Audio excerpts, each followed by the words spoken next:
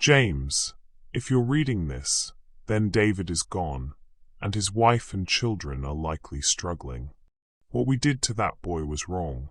What your father and I did to preserve our family's reputation was unforgivable. The estate on Magnolia Hill, all 47 acres, the house, the trust fund, it all belongs to his wife now. She is the rightful heir to the Washington fortune. Yes, James, that Washington fortune. The one this firm helped hide for 5 years. Make it right. It's time our family stopped running from the truth. Hi, my beautiful family. Let's start with a blessing.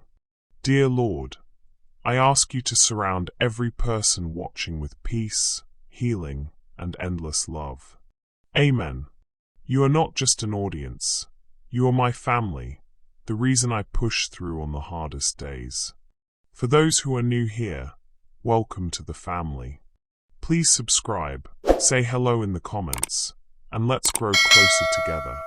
Each story I bring is my sacrifice and devotion. When you walk away early, it feels like my heart is left unheard. Please, stay with me through the journey until the very end. I love you always. Now let us begin. The eviction notice felt like sandpaper between her trembling fingers as 8-year-old Maya tugged at her worn nightgown, whispering, "Mama, my tummy hurts again." Outside, a black Mercedes pulled up to their crumbling apartment complex, and everything Amara thought she knew about her dead husband's family was about to shatter. Amara Washington folded the pink slip with practiced precision, her dark fingers steady despite the earthquake in her chest. 30 days. That's all she had left in this 2-bedroom apartment that already felt like a cardboard box closing in on her and the twins. Mama? Maya's twin brother Marcus. No, she caught herself. Michael pressed his small face against the kitchen window. There's a fancy car outside, like the ones on TV. Probably lost, Amara murmured, opening the refrigerator to stare at its sparse contents. Half a gallon of milk that would expire tomorrow, 3 eggs, and a stick of butter that had seen better days. She'd already calculated it in her head. Scrambled eggs again, split 3 ways, with tap water to fill their bellies. Her reflection caught in the refrigerator's chrome handle. 32 years old, but the weight of the last 6 months had carved lines around her honey-brown eyes that hadn't been there when David was alive. When David was alive, and she'd believed his stories about his estranged family, his modest background, the reason they'd eloped instead of having a big wedding. "We don't need anyone else, baby," he'd whispered on their wedding night 5 years ago. "Just you, me, and whatever family we make." The memory twisted in her stomach. If only he could see them now. "Maya, Michael, come eat." She cracked the eggs into the pan, the sizzle filling the silence where Saturday morning cartoons used to play before she'd cancelled their cable. The twins shuffled to their small dining table, a card table David had bought at a garage sale, promising to replace it someday. Someday had run out on a rainy Tuesday in February when David's heart decided 35 was old enough. "Mrs. Patterson says we might have to move again," Maya said quietly, pushing her eggs around her plate. At 8 years old, she'd already learned to speak in careful whispers about the grown-up problems that hung over their heads like storm clouds. "Mrs. Patterson talks too much," Amara replied, forcing lightness into her voice. "We'll figure it out, baby girl. We always do." But even as she said it, her phone buzzed with another overdue notice. Electric bill, $347 past due. Final notice. 20 miles across town, James Mitchell III sat in his corner office on the 42nd floor of Mitchell, Sterling and Associates, staring at a manila envelope that had been gathering dust in the firm's vault for 6 months. The envelope bore his grandfather's distinctive handwriting, to be opened only upon confirmation of David Washington's death. James had been a corporate lawyer for 12 years, handling mergers and acquisitions worth hundreds of millions. But this sealed envelope, containing documents his grandfather had personally filed before his death, made his hands shake like a first-year law student's. He'd confirmed David Washington's death 2 weeks ago. Heart attack, survived by wife Amara and twin children. The man had been living in a rundown apartment complex on the east side, working double shifts at a warehouse to make ends meet.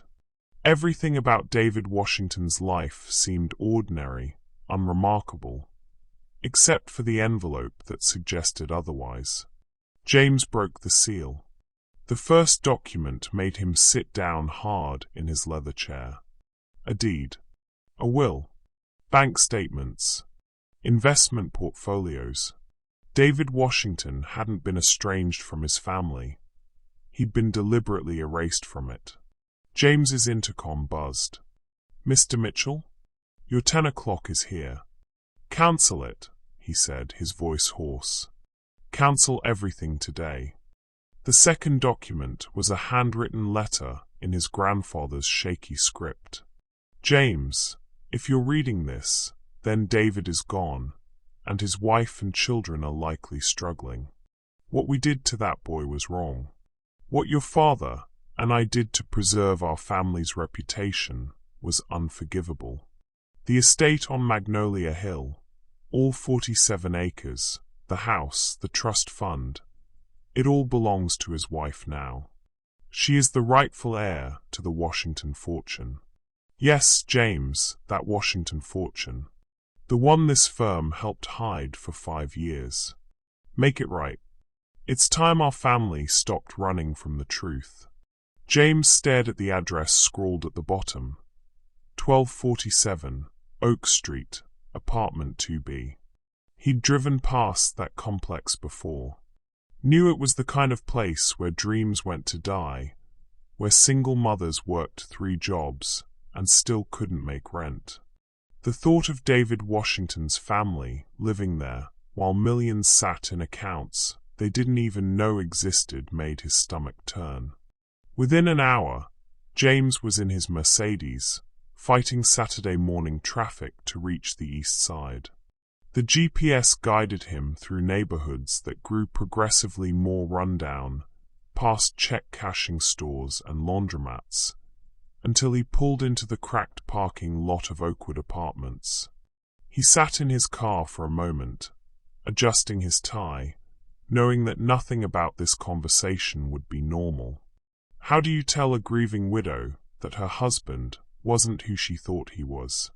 That the family who rejected him for marrying a black woman had actually stolen millions that belonged to her children?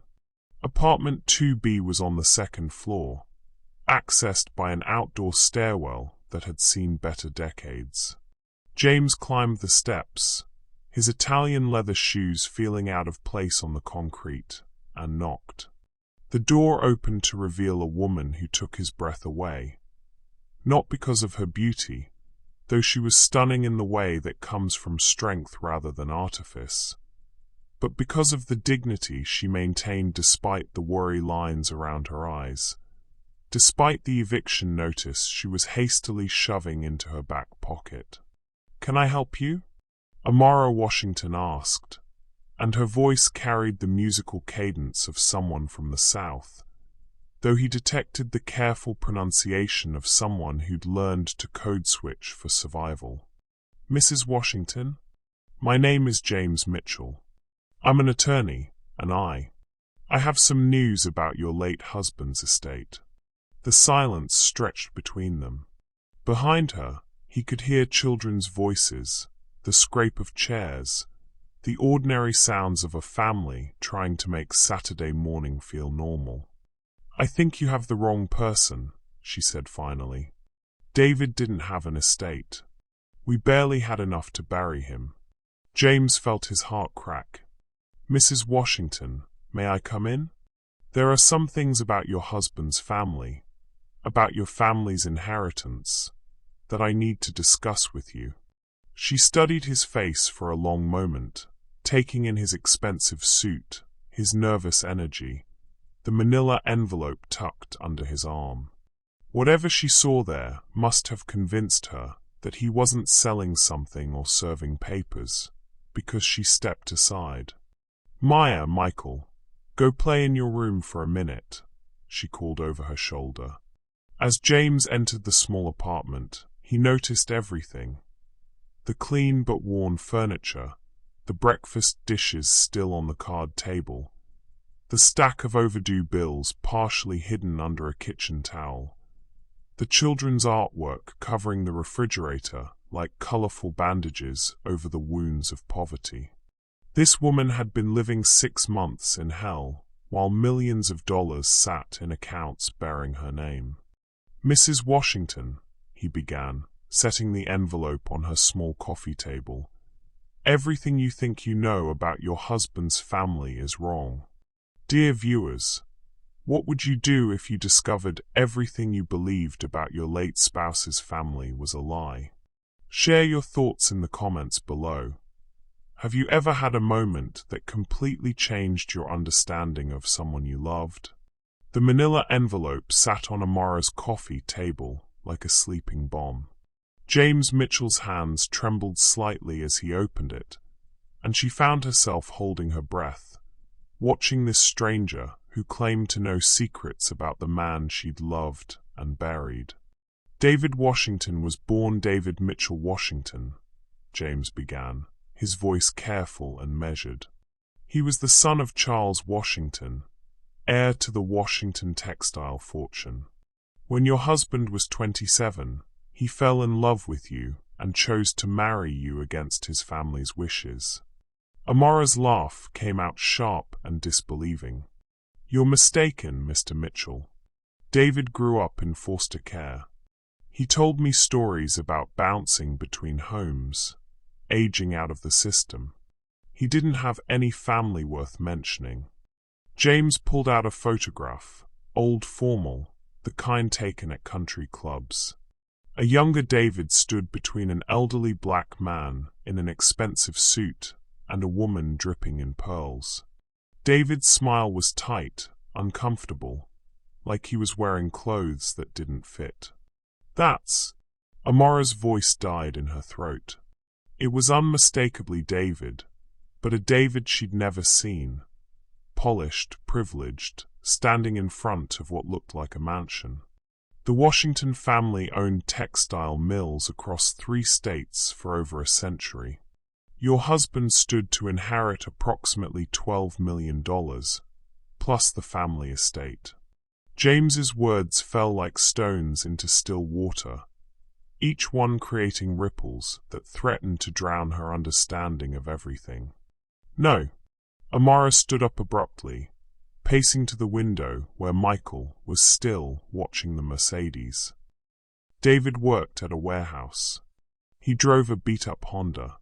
We lived paycheck to paycheck, and sometimes not even that. If he had millions, why would we? Why would he let us struggle? Because he didn't know." James's voice cracked with something that sounded like shame.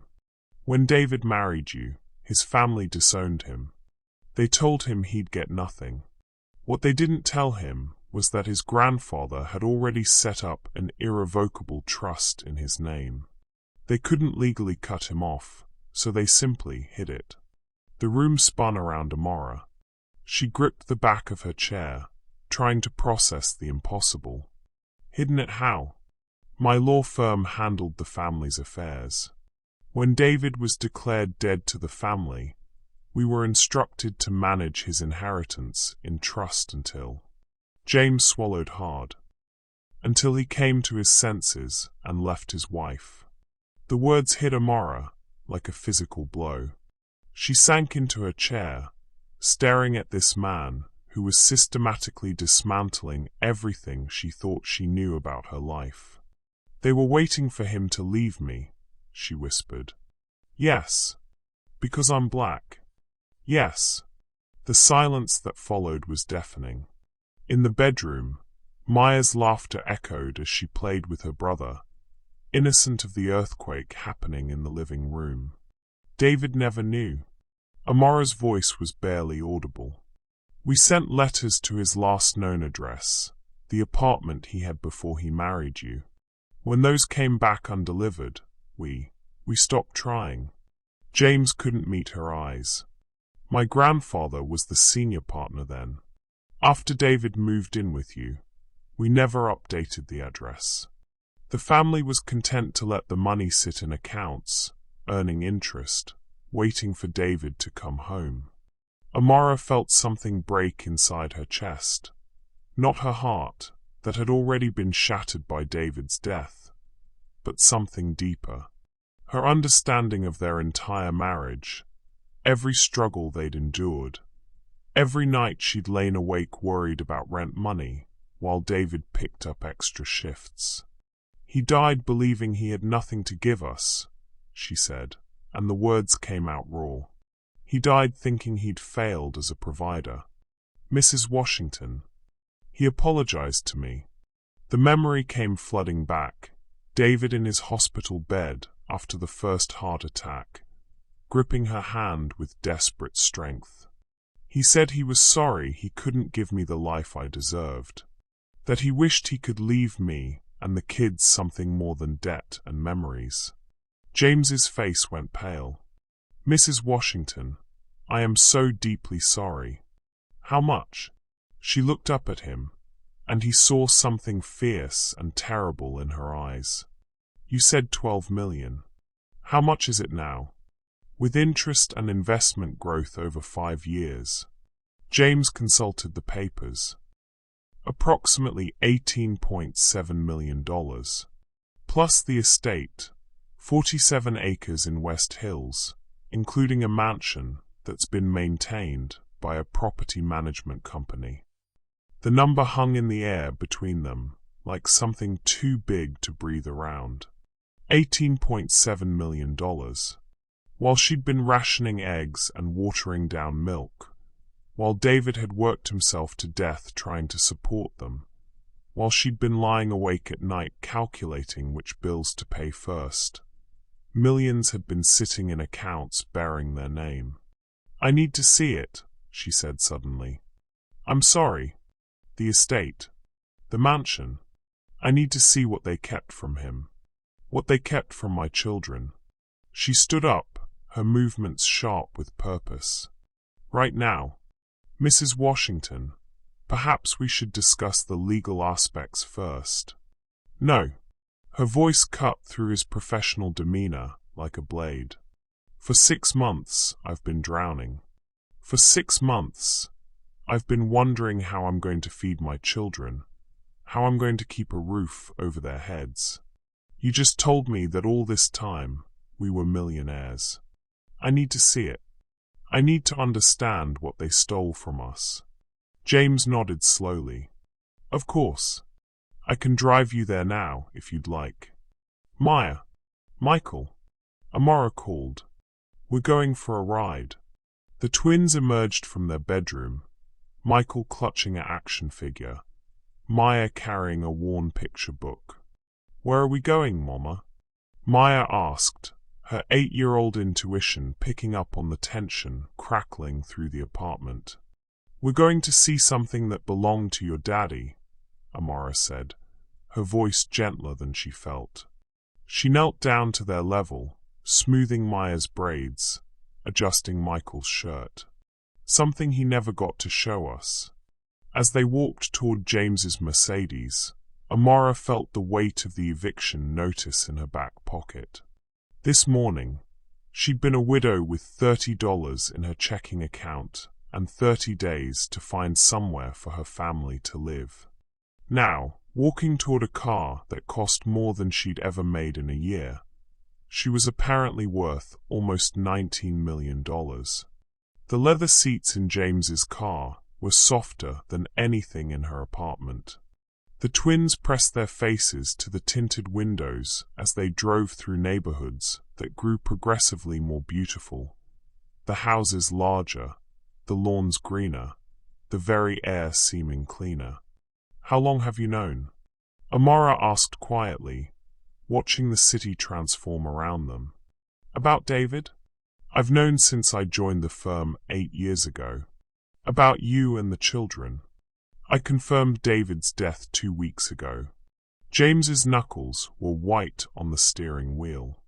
"I should have looked for you sooner. I should have questioned the family's instructions. I should have." "Should have what?" "Gone against your clients. Risked your career for people you'd never met." Amara's voice held no accusation, only exhaustion.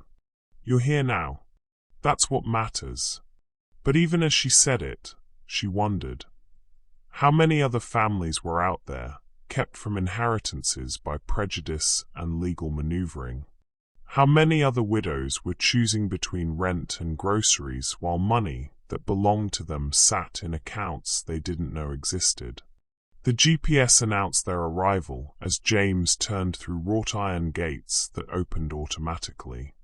The driveway was lined with ancient oak trees, their branches forming a canopy that filtered the afternoon sunlight into dancing patterns on the windshield. And then she saw it. The mansion rose from the landscape like something from a dream, or a nightmare, depending on perspective. White columns stretched 3 stories high, supporting balconies with intricate railings. The front lawn was easily larger than the entire apartment complex she called home. Gardens stretched as far as she could see, professionally maintained, blooming with flowers that probably cost more than her monthly grocery budget. "Oh my God," she breathed. "Mama," Michael whispered from the back seat. "Is that a castle?" James parked in the circular driveway, the gravel crunching under the tires like expensive jewelry. "Mrs. Washington, this is the Washington family estate. It belongs to you now. It's been yours since David died." Amara sat frozen in the passenger seat, staring at the mansion that should have been her children's birthright. This was where David had grown up. These gardens, these rooms, this legacy, all of it had been kept from them because she was black and he had dared to love her anyway. "They really thought he'd leave me," she said, more to herself than to James. "Yes. They thought he'd abandon his children to come back to this." "Yes." She turned to look at James, really look at him. This white lawyer in his expensive suit, who could have continued the cover-up, who could have let the money sit in accounts forever. Instead, he'd driven across town to find her in her crumbling apartment and deliver news that would change everything. "Why now?" she asked. "Why are you telling me this now?" James was quiet for a long moment, staring at the mansion that represented generations of wealth and prejudice. "Because my grandfather left me a letter before he died. Because I have a conscience. And because—" He turned to meet her eyes, and she saw something vulnerable there. "Because I've spent 2 weeks researching your family, Mrs. Washington. I know what you've been through. I know how you've sacrificed. And I know that David loved you enough to walk away from all this. The least I can do is make sure it gets to where it belongs." Amara felt tears threaten for the first time since entering the apartment that morning. Not tears of grief or desperation, but tears of something she'd almost forgotten existed. Hope. "Can we go inside?" she asked. James smiled, the first genuine smile she'd seen from him. "Mrs. Washington, it's your house. You can do whatever you want." The mansion's front door was solid mahogany, carved with intricate patterns that probably had some family significance Amara would never understand. James produced an ornate brass key from the envelope, but his hand hesitated before inserting it into the lock. "Mrs. Washington, before we go in. I need you to understand that accepting this inheritance isn't simple. There will be legal challenges. David's family, they won't just hand this over quietly. Amara stood on the marble steps, Maya's small hand gripping hers tightly. Michael pressed against her other side. The weight of $18 million felt heavier than the eviction notice had that morning. What kind of legal challenges? They'll claim David forfeited his rights when he was disowned. They'll argue that the marriage wasn't recognized by the family, that the children— James's voice trailed off. That my children aren't legitimate heirs because they're mixed. The words came out sharper than Amara intended, but she was tired of people dancing around the truth. Yes. She laughed, but there was no humor in it. So even in death, even with millions of dollars, we're still not good enough for the Washington family. That's not what isn't it?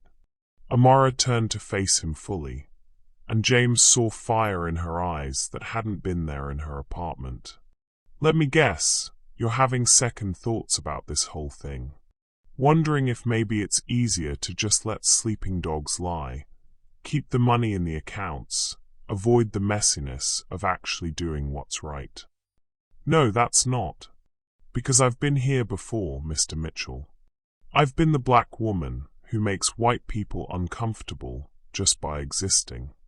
I've been the one who's told to be grateful for scraps while watching other people feast at tables I helped set. James felt something twist in his chest at her words.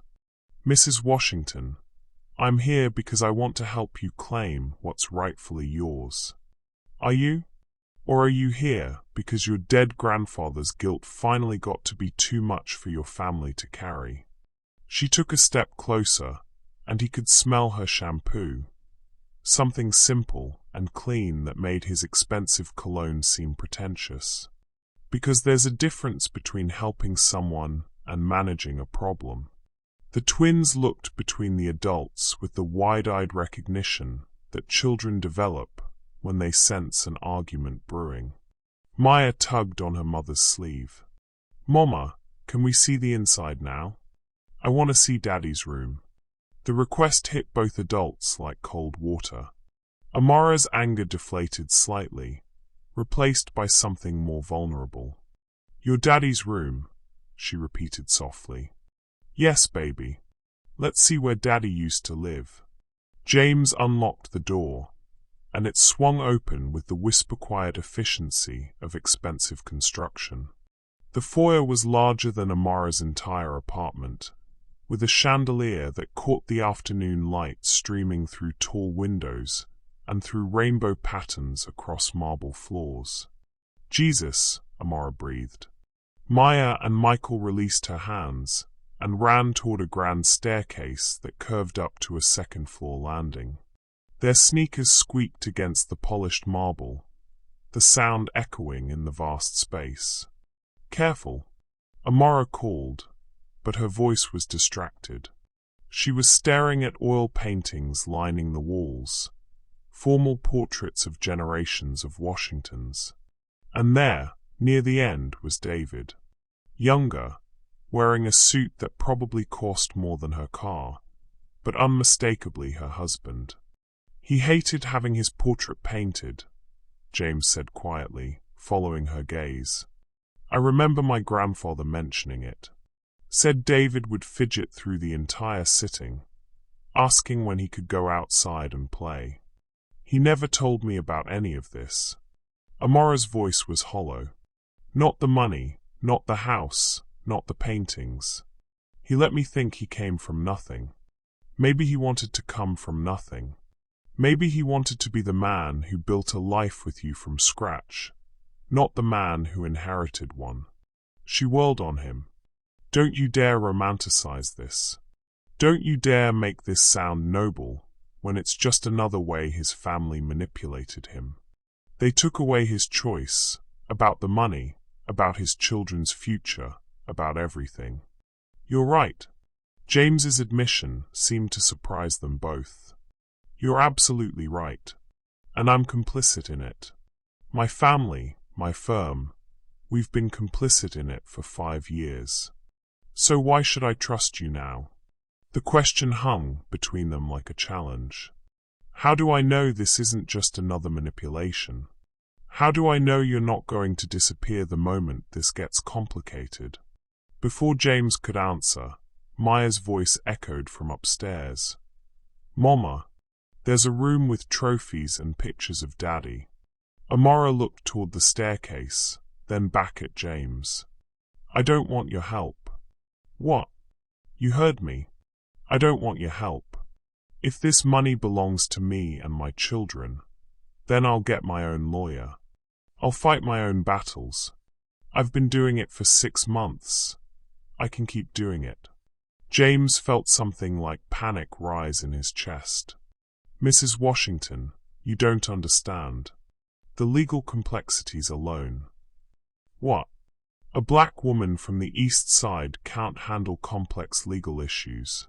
Her voice was dangerously quiet. I have a degree in business administration, Mr. Mitchell. I managed the books for David's warehouse until the owner decided he couldn't afford to keep paying me. I'm not some charity case who needs a white savior. That's not what I meant. Isn't it? She started walking toward the staircase. This feels familiar, you know. The concerned white person who shows up with solutions I didn't ask for, expecting gratitude for doing what should have been done years ago. I'm trying to make this right. No, you're trying to make yourself feel better. She spun around, her voice rising. You want to be the hero who saves the struggling widow and her children. You want to be the good guy who fixes his family's racism with a grand gesture. The accusation hit James like a physical blow, partly because there was truth in it. Maybe you're right. Maybe I am trying to ease my conscience. But that doesn't change the fact that this money belongs to you. And without legal help, you'll never see a penny of it. Then I guess I'll stay poor. She said it with such finality that James felt his chest tighten. I've been poor before. At least poor is honest. Mama? Michael's voice drifted down from upstairs, uncertain and worried. Are you fighting? Amara closed her eyes, taking a deep breath. When she opened them, her voice was carefully controlled. We're having a discussion, baby. Keep looking around. I'll be up in a minute. She turned back to James, her expression guarded. I want you to leave. Mrs. Washington, I want you to take your keys and your contracts and your guilty conscience, and I want you to leave. If the money is really mine, I'll figure out how to get it without your help. The estate is not a home. It's a museum to people who hated my husband for loving me. She gestured around the grand foyer. You think I want to live here? You think I want to raise my children in a house that represents everything his family thought was more important than love? James found himself staring at her. This woman who was walking away from $18 million because she refused to be grateful for crumbs from a table she should have been invited to from the beginning. What if I told you David would have wanted you to take it? He said quietly. What if I told you that David would have wanted his family to love his wife and children more than they loved their money? She shot back. We don't always get what we want, Mr. Mitchell. The sound of footsteps on marble made them both turn. Maya and Michael were coming down the stairs, their faces bright with excitement. Mama, there's a room that's like a library, but with games. And there's a swimming pool in the backyard. And Daddy has a room with all his old toys. Maya's enthusiasm was infectious despite the tension in the foyer. Can we live here? Michael asked, his 8-year-old directness cutting through all the adult complications. It's like a castle, and there's so much space to play. Amara knelt down to their level, her heart breaking at the hope in their faces. It's not that simple, babies. Why not? If it belonged to Daddy, doesn't it belong to us now? Out of the mouths of babes. James watched Amara struggle with how to explain to her children that sometimes having a right to something and being able to claim it were two different things. "Mama," Maya said softly, "are you scared?" The question hit Amara like a lightning bolt. Was she scared? Hell yes, she was scared. She was terrified of trusting a white lawyer with her family's future. She was terrified of fighting a legal battle she might lose.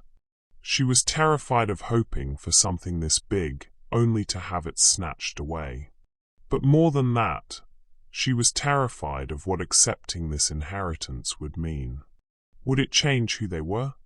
Would it make her children forget where they came from? Would it make her forget that her worth wasn't measured in dollars? Sometimes grown-ups have to make complicated decisions, she told Maya, smoothing her daughter's braids. And sometimes being scared is part of making the right choice. She stood up and looked at James, who was watching the exchange with something unreadable in his expression. "I need time to think," she said finally. "Of course. But Mrs. Washington, thinking won't change the fact that David's family will fight this every step of the way. And they have resources, legal teams, investigators, political connections. Going up against them alone is my choice to make." She walked to the front door and opened it, the afternoon sunlight streaming across the marble floor. "Thank you for bringing me here. Thank you for telling me the truth. But I need to process this without you standing over my shoulder, waiting for me to be grateful."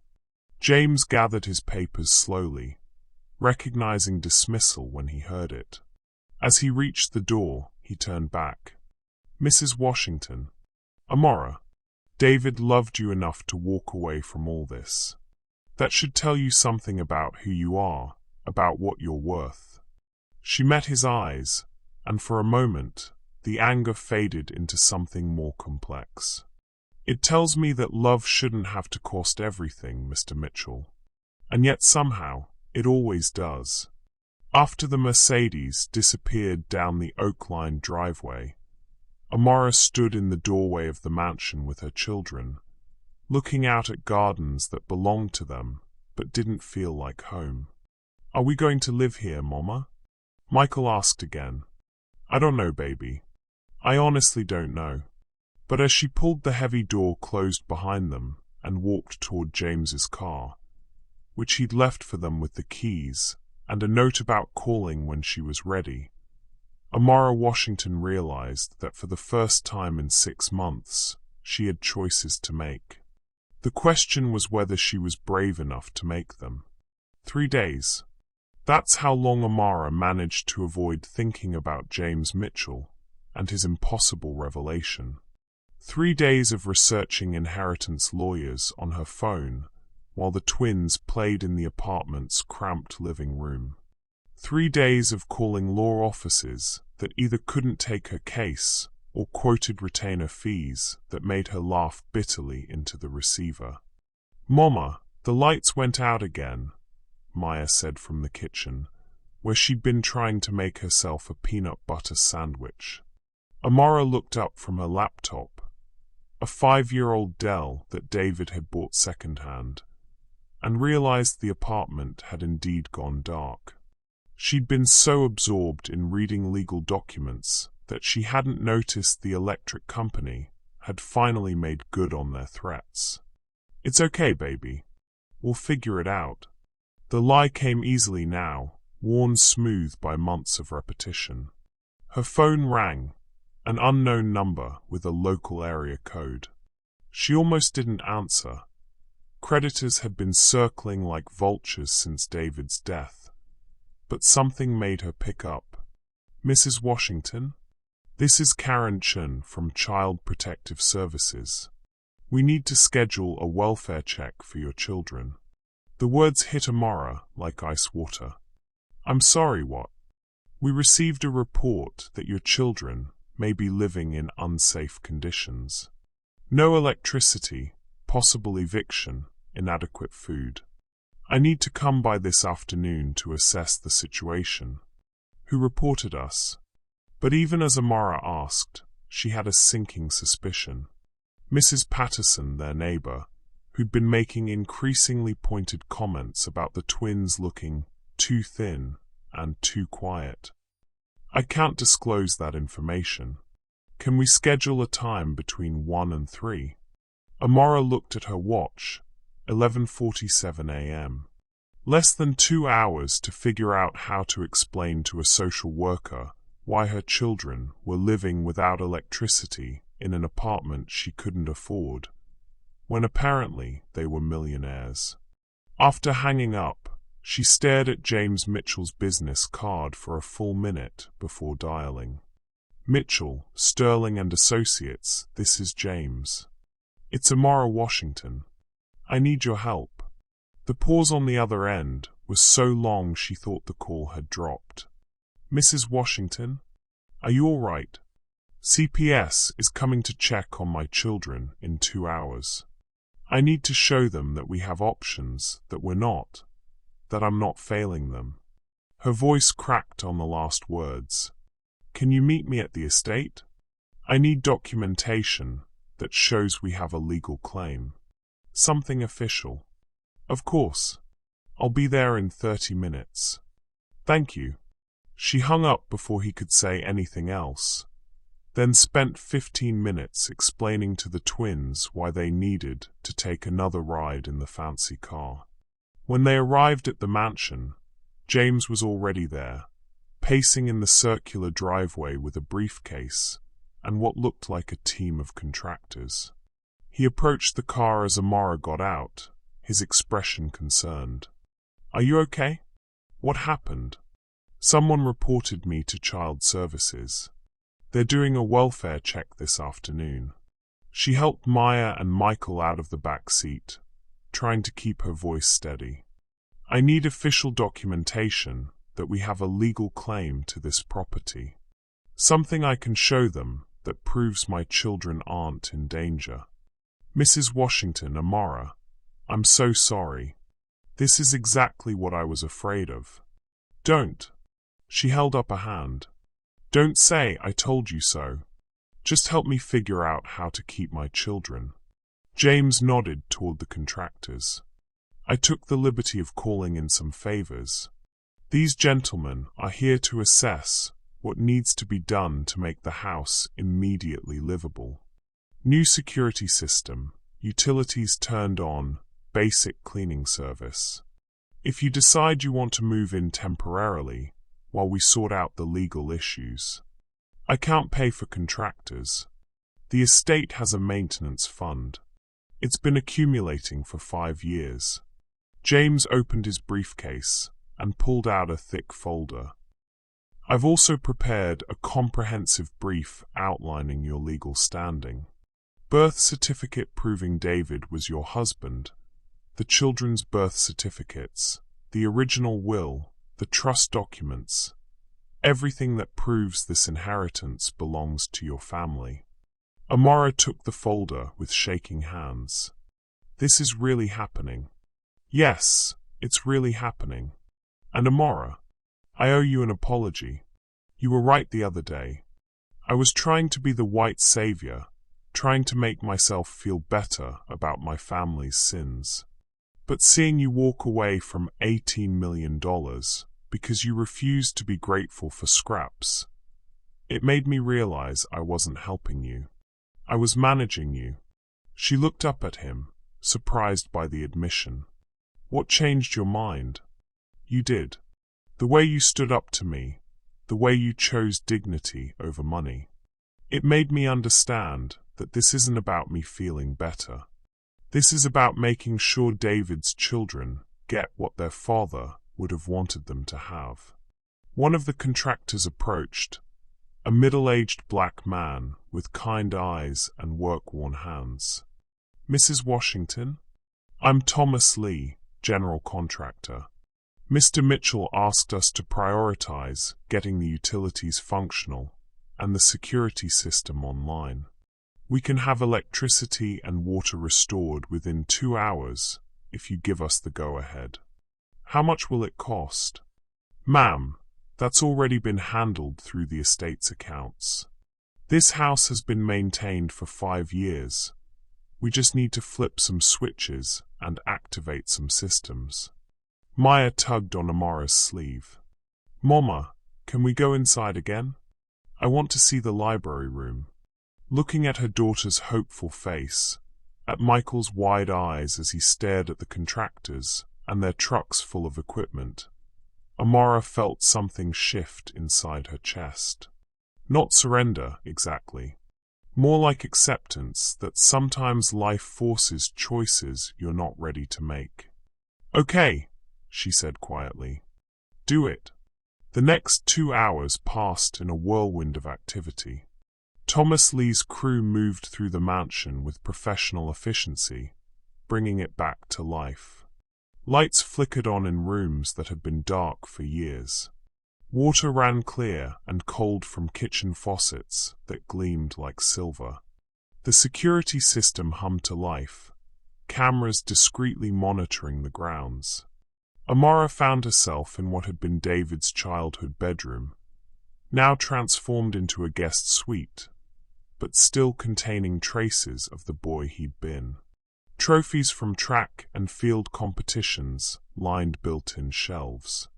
A framed photo on the nightstand showed a teenage David with his arm around an elderly black man. His grandfather, she realized. That's Charles Washington Sr., James said from the doorway. David's grandfather. He's the one who established the trust fund. He looks kind. According to family stories, he was. He's also the one who originally opposed David being cut off. But he died 2 months after David married you, before he could change the family's position. Amara touched the photo gently. David never mentioned him. Maybe it hurt too much. Maybe he thought it was easier to pretend the good parts never existed rather than mourn them. At 2:30 p.m., a white sedan pulled up the circular drive. Karen Chen, a petite Asian woman in a rumpled suit, got out looking distinctly confused by the mansion and the contractor's trucks. Mrs. Washington, she called as Amara approached.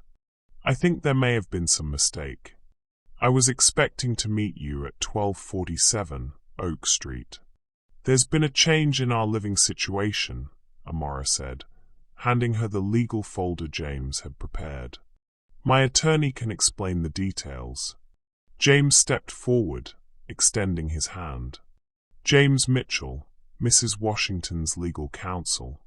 We've been working on resolving some inheritance issues that have recently come to light. Karen Chen opened the folder and began reading, her eyebrows climbing higher with each page. Mrs. Washington, are you telling me you've inherited this property? Along with substantial financial assets, James confirmed. The children's father was estranged from his family at the time of his death, but his legal rights to the family estate were never formally severed. We're in the process of transferring ownership. I see. Karen Chen looked around the grounds, at the contractors still working on various systems, at Maya and Michael, who were visible through a window, exploring what appeared to be a game room. May I speak with the children? Of course. They found the twins in the mansion's library, a 2-story room with rolling ladders and thousands of books. Maya was sitting in a leather chair that dwarfed her small frame, carefully turning pages in what looked like a first-edition children's book. Michael had discovered a chess set and was setting up the pieces with careful concentration. Michael, this is Ms. Chen. She works with families to make sure children are safe and happy. Can you tell her how you're feeling today? Maya looked up from her book, her 8-year-old honesty cutting straight to the heart of things. I'm not scared anymore. At the apartment, I could hear Mama crying at night when she thought we were asleep. But she hasn't cried since we came here. Michael nodded seriously. And there's food in the refrigerator. Lots of food. Real food, not just eggs and crackers. Karen Chen made notes in her file, then turned to Amara. Mrs. Washington, I have to ask. This seems like a significant change in circumstances. Are you certain this living arrangement is stable? Before Amara could answer, James stepped forward. Ms. Chen, I understand your concerns. Mrs. Washington has been through tremendous challenges since her husband's death 6 months ago. But I can assure you that both the legal claim to this property and the financial resources to maintain it are solid. I've prepared a full brief for your review. And you are the family's attorney, but more than that. James paused, glancing at Amara. I'm someone who's committed to ensuring these children receive everything their father would have wanted them to have. Karen Chen spent another hour at the estate, interviewing the children separately, reviewing documentation, and walking through the house. When she finally closed her file, her expression had shifted from suspicion to something like amazement. Mrs. Washington, I've seen a lot of situations in this job, but I've never seen circumstances change this dramatically this quickly. Your children are clearly well cared for. The living situation is more than adequate, and their emotional state seems much improved from what was described in the initial report. She paused. I'll be closing this case, but I'll also be following up in 30 days to ensure everything remains stable. After Karen Chen left, Amara found herself alone with James in the mansion's grand foyer. The contractors had finished their work, and the house hummed with life. Electricity flowing, water running, security systems monitoring. It felt like a sleeping giant had been awakened. Thank you, she said quietly. For what? For not saying I told you so. For not making me feel like an idiot for trying to do this alone. James moved closer, and she caught that scent again. Expensive cologne that should have seemed pretentious, but somehow didn't on him. Amara, you're the strongest person I've ever met. You walked away from $18 million because you refused to compromise your dignity. That's not idiotic. That's heroic. I don't feel heroic. I feel terrified. She looked around the foyer with its oil paintings and marble floors. What if this changes who we are? What if my children grow up entitled and forget where they came from? Then you'll remind them. You'll teach them that money doesn't make the person. The person makes the money meaningful. They stood in comfortable silence for a moment, watching through the window as Maya and Michael explored the gardens, their laughter carrying on the afternoon breeze. I need to ask you something, Amara said suddenly, and I need you to be honest. Okay, why are you really doing this?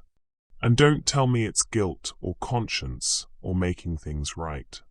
I need the real reason. James was quiet for so long that Amara wondered if he was going to answer at all. When he finally spoke, his voice was softer than she'd ever heard it. Because watching you fight for your children, watching you choose dignity over money, watching you refuse to be grateful for scraps, it made me realize I've never seen that kind of strength before. And because somewhere in the process of trying to help you, I stopped seeing this as a case to resolve and started seeing it as something I don't want to walk away from. The admission hung between them like a bridge neither was sure they should cross. James, I know this is complicated. I know the timing is terrible. I know there are 1,000 reasons why this is a bad idea. He turned to face her fully. But I also know that I've never met anyone like you, Amara Washington. And if helping you claim this inheritance means I get to spend more time around you and your children, then I'm going to be the best damn lawyer you've ever seen. Outside, Maya called for her mother to come see something in the garden. The spell of the moment broke, but something had shifted between them, a recognition that this forced proximity was revealing emotions neither of them had been looking for. We should probably figure out the practical things, Amara said, though her voice was softer than before. If we're actually going to live here temporarily, if this is really happening, we'll take it one day at a time, one legal filing at a time, one challenge at a time. And David's family? When they find out we're living here, then we'll face that together too. The word together resonated in the space between them like a promise neither was quite ready to make, but both were beginning to hope for. The discovery came 3 days into their temporary residence at the estate, when Maya found the locked room. Amara was in the kitchen, a space so large she could have fit her entire apartment inside it, unpacking groceries that James had insisted on buying. Real groceries, fresh vegetables, quality meat, organic milk, the kinds of foods she'd walked past in stores for months because they were beyond her budget. The twins were supposed to be playing in the game room, but Maya's voice echoing from somewhere upstairs suggested they'd been exploring again. "Mama, there's a door that won't open. It has a key thing." Amara sighed, setting down a carton of strawberries that cost more than she used to spend on groceries for a week. "Maya, don't touch things that are locked. Come back downstairs." But when Maya appeared in the kitchen doorway, her 8-year-old face was bright with curiosity. "It's different from the other doors. It has Daddy's name on it." That stopped Amara cold. "What do you mean, it has Daddy's name on it?" "Come see." Michael found it too. There's letters on the door that spell David D. 20 minutes later, Amara stood in front of a heavy oak door on the mansion's 3rd floor, staring at brass letters that spelled out David in a child's font. Unlike every other room in the house, this door had a deadbolt lock that looked recently installed. "When I was researching the property records, I noticed this room wasn't included in the original floor plans," James said, joining them in the hallway. He'd arrived an hour earlier with more legal documents and had found Amara pacing in front of the locked door. It was added sometime in the early 2000s, right around the time David would have been in college. "So what's in there?" "I don't know, but I have a locksmith on the way." Michael pressed his ear to the door. "I can hear something, like papers moving around." The locksmith, a cheerful man who didn't ask questions when James handed him $200 cash, had the deadbolt open in less than 10 minutes. As the door swung inward, Amara felt her breath catch. The room was a shrine to David's life after he'd been disowned. Every surface was covered with photographs, newspaper clippings, documents, and surveillance reports. Pictures of David at work, David with Amara on their wedding day, David teaching the twins to ride bicycles. A wall-mounted timeline tracked major events. David starts work at Henderson Warehouse, June 2019. Twins born, March 2021. David suffers first heart attack, January 2025. "Jesus Christ," James breathed, stepping into the room behind her. But it was the filing cabinets that made Amara's knees go weak. Drawer after drawer filled with meticulously organized folders. Medical records, employment history, financial surveillance, contact attempts, legal research. Maya tugged on her mother's sleeve. "Mama, why are there so many pictures of Daddy?" Amara knelt down, struggling to find words an 8-year-old could understand. Sometimes grown-ups keep pictures to remember people they love, but can't see anymore. Like how we keep pictures of Daddy on the refrigerator. Something like that, baby. But this wasn't like that at all. This was surveillance. This was a family so obsessed with controlling David that they'd hired people to watch him, document his choices, catalogue his life from a distance. James was reading from an open file folder, his face growing paler by the minute. Amara, you need to see this. The folder was labeled Medical Interventions and contained correspondence between the Washington family and David's doctors. Bills paid anonymously. Specialist consultations arranged without David's knowledge.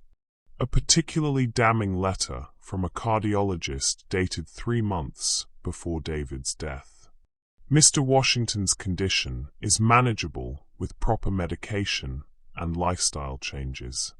However, the family has requested that we not contact the patient directly about treatment options, as they prefer to handle communication through private channels.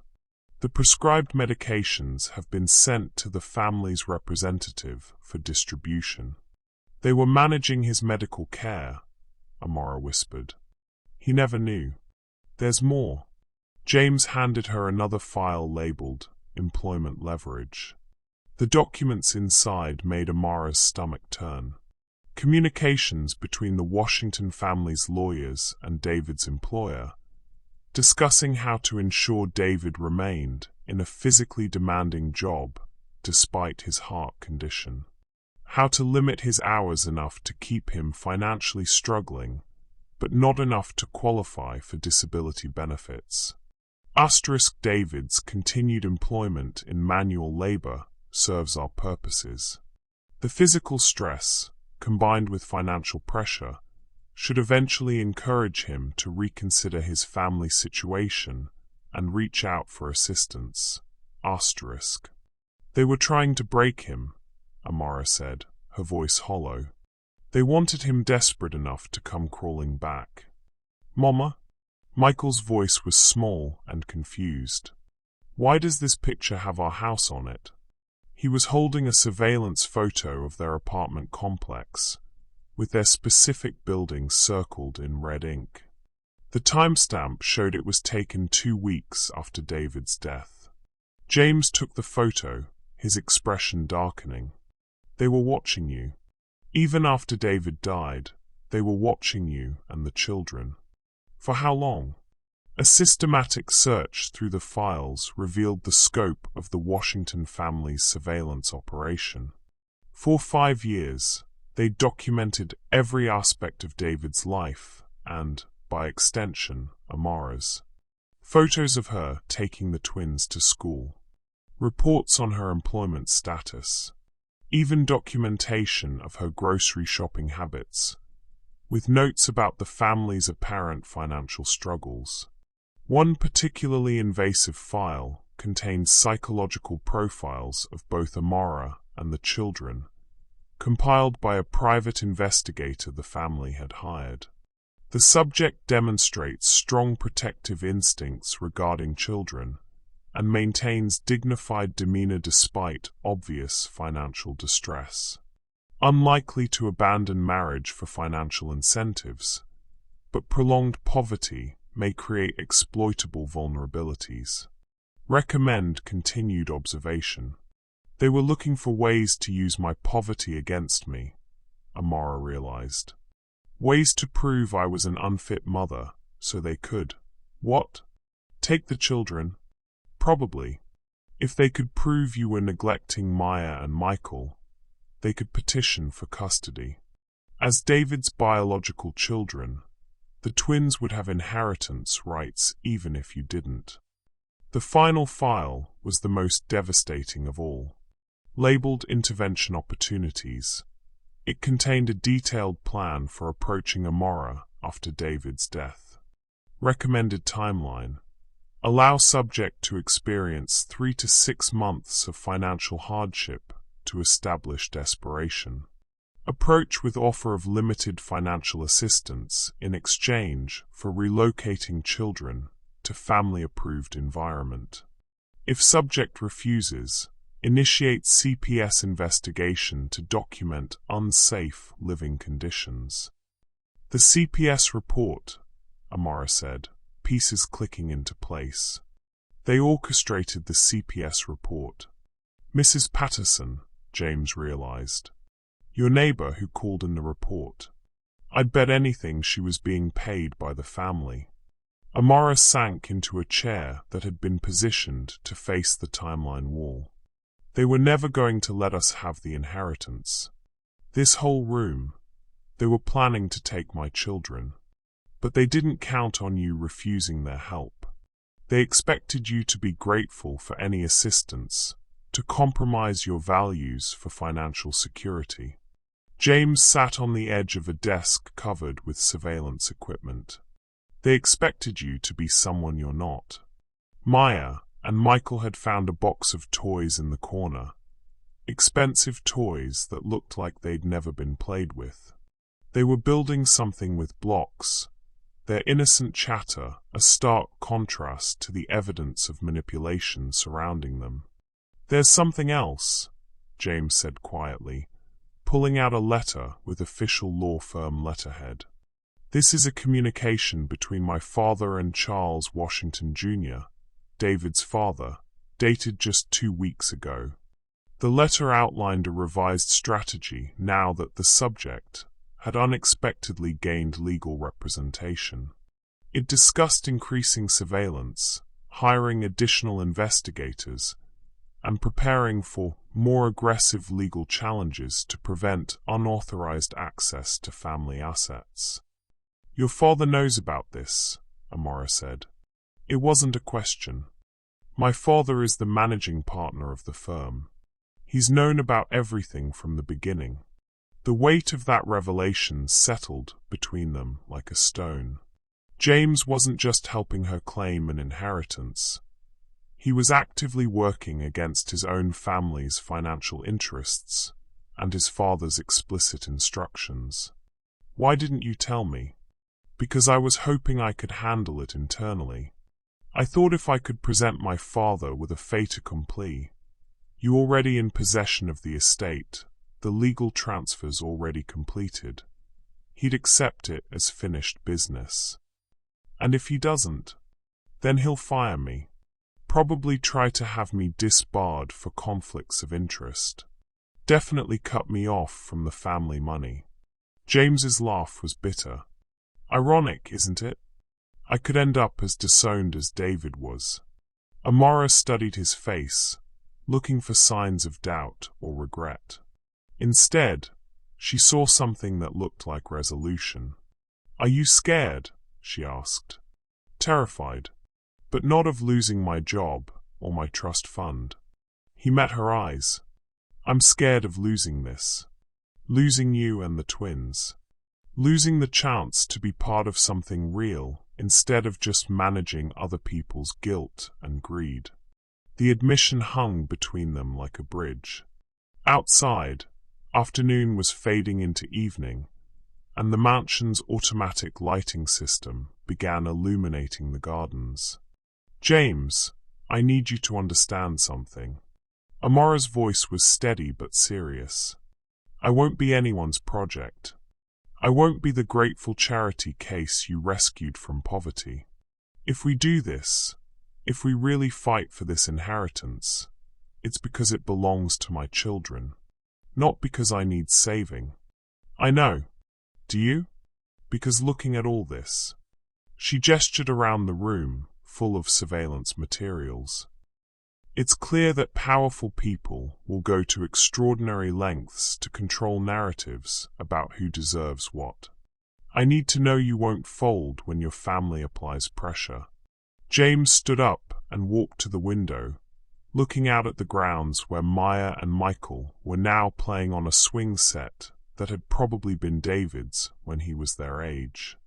3 days ago, I was a corporate lawyer who followed family expectations and client instructions without question. Then I met you. He turned back to face her. You know what I realized, watching you walk away from $18 million? I realized I'd never seen anyone choose dignity over money before. Everyone in my world, my family, my clients, my colleagues, we all talk about principles, but when it comes down to it, we choose money. Every time. Money makes choices easier, Amara said. When you have it, you can afford principles. No, that's exactly wrong. James's voice was more passionate than she'd ever heard it. Having money makes it easier to compromise your principles because you always have something to lose. You've never had money to lose, so your principles are all you have. That makes them stronger, not weaker. The insight hit Amara like a revelation. She'd spent months feeling ashamed of her poverty, apologizing for her circumstances, letting people make her feel small because she couldn't afford the same choices they could. But James was right. Having nothing to lose had made her stronger, not weaker. Maya, Michael, come here for a minute, she called to the twins. They abandoned their blocks and came over, Maya leaning against her mother's chair, Michael climbing onto James's lap with the unconscious trust of childhood. I need you both to listen to me very carefully, Amara said. We're going to be staying here for a while, maybe a long while. But some people, some of Daddy's family, they don't want us here. They might say mean things about us or about me. If that happens, I need you to remember something. We belong here. This house belonged to your daddy, and now it belongs to you. Not because we're taking something that isn't ours, but because it was always ours. Are the mean people going to try to make us leave? Maya asked, her 8-year-old directness cutting straight to the heart of things. They might try, but Mr. James is going to help us make sure that doesn't happen. Right, Mr. James?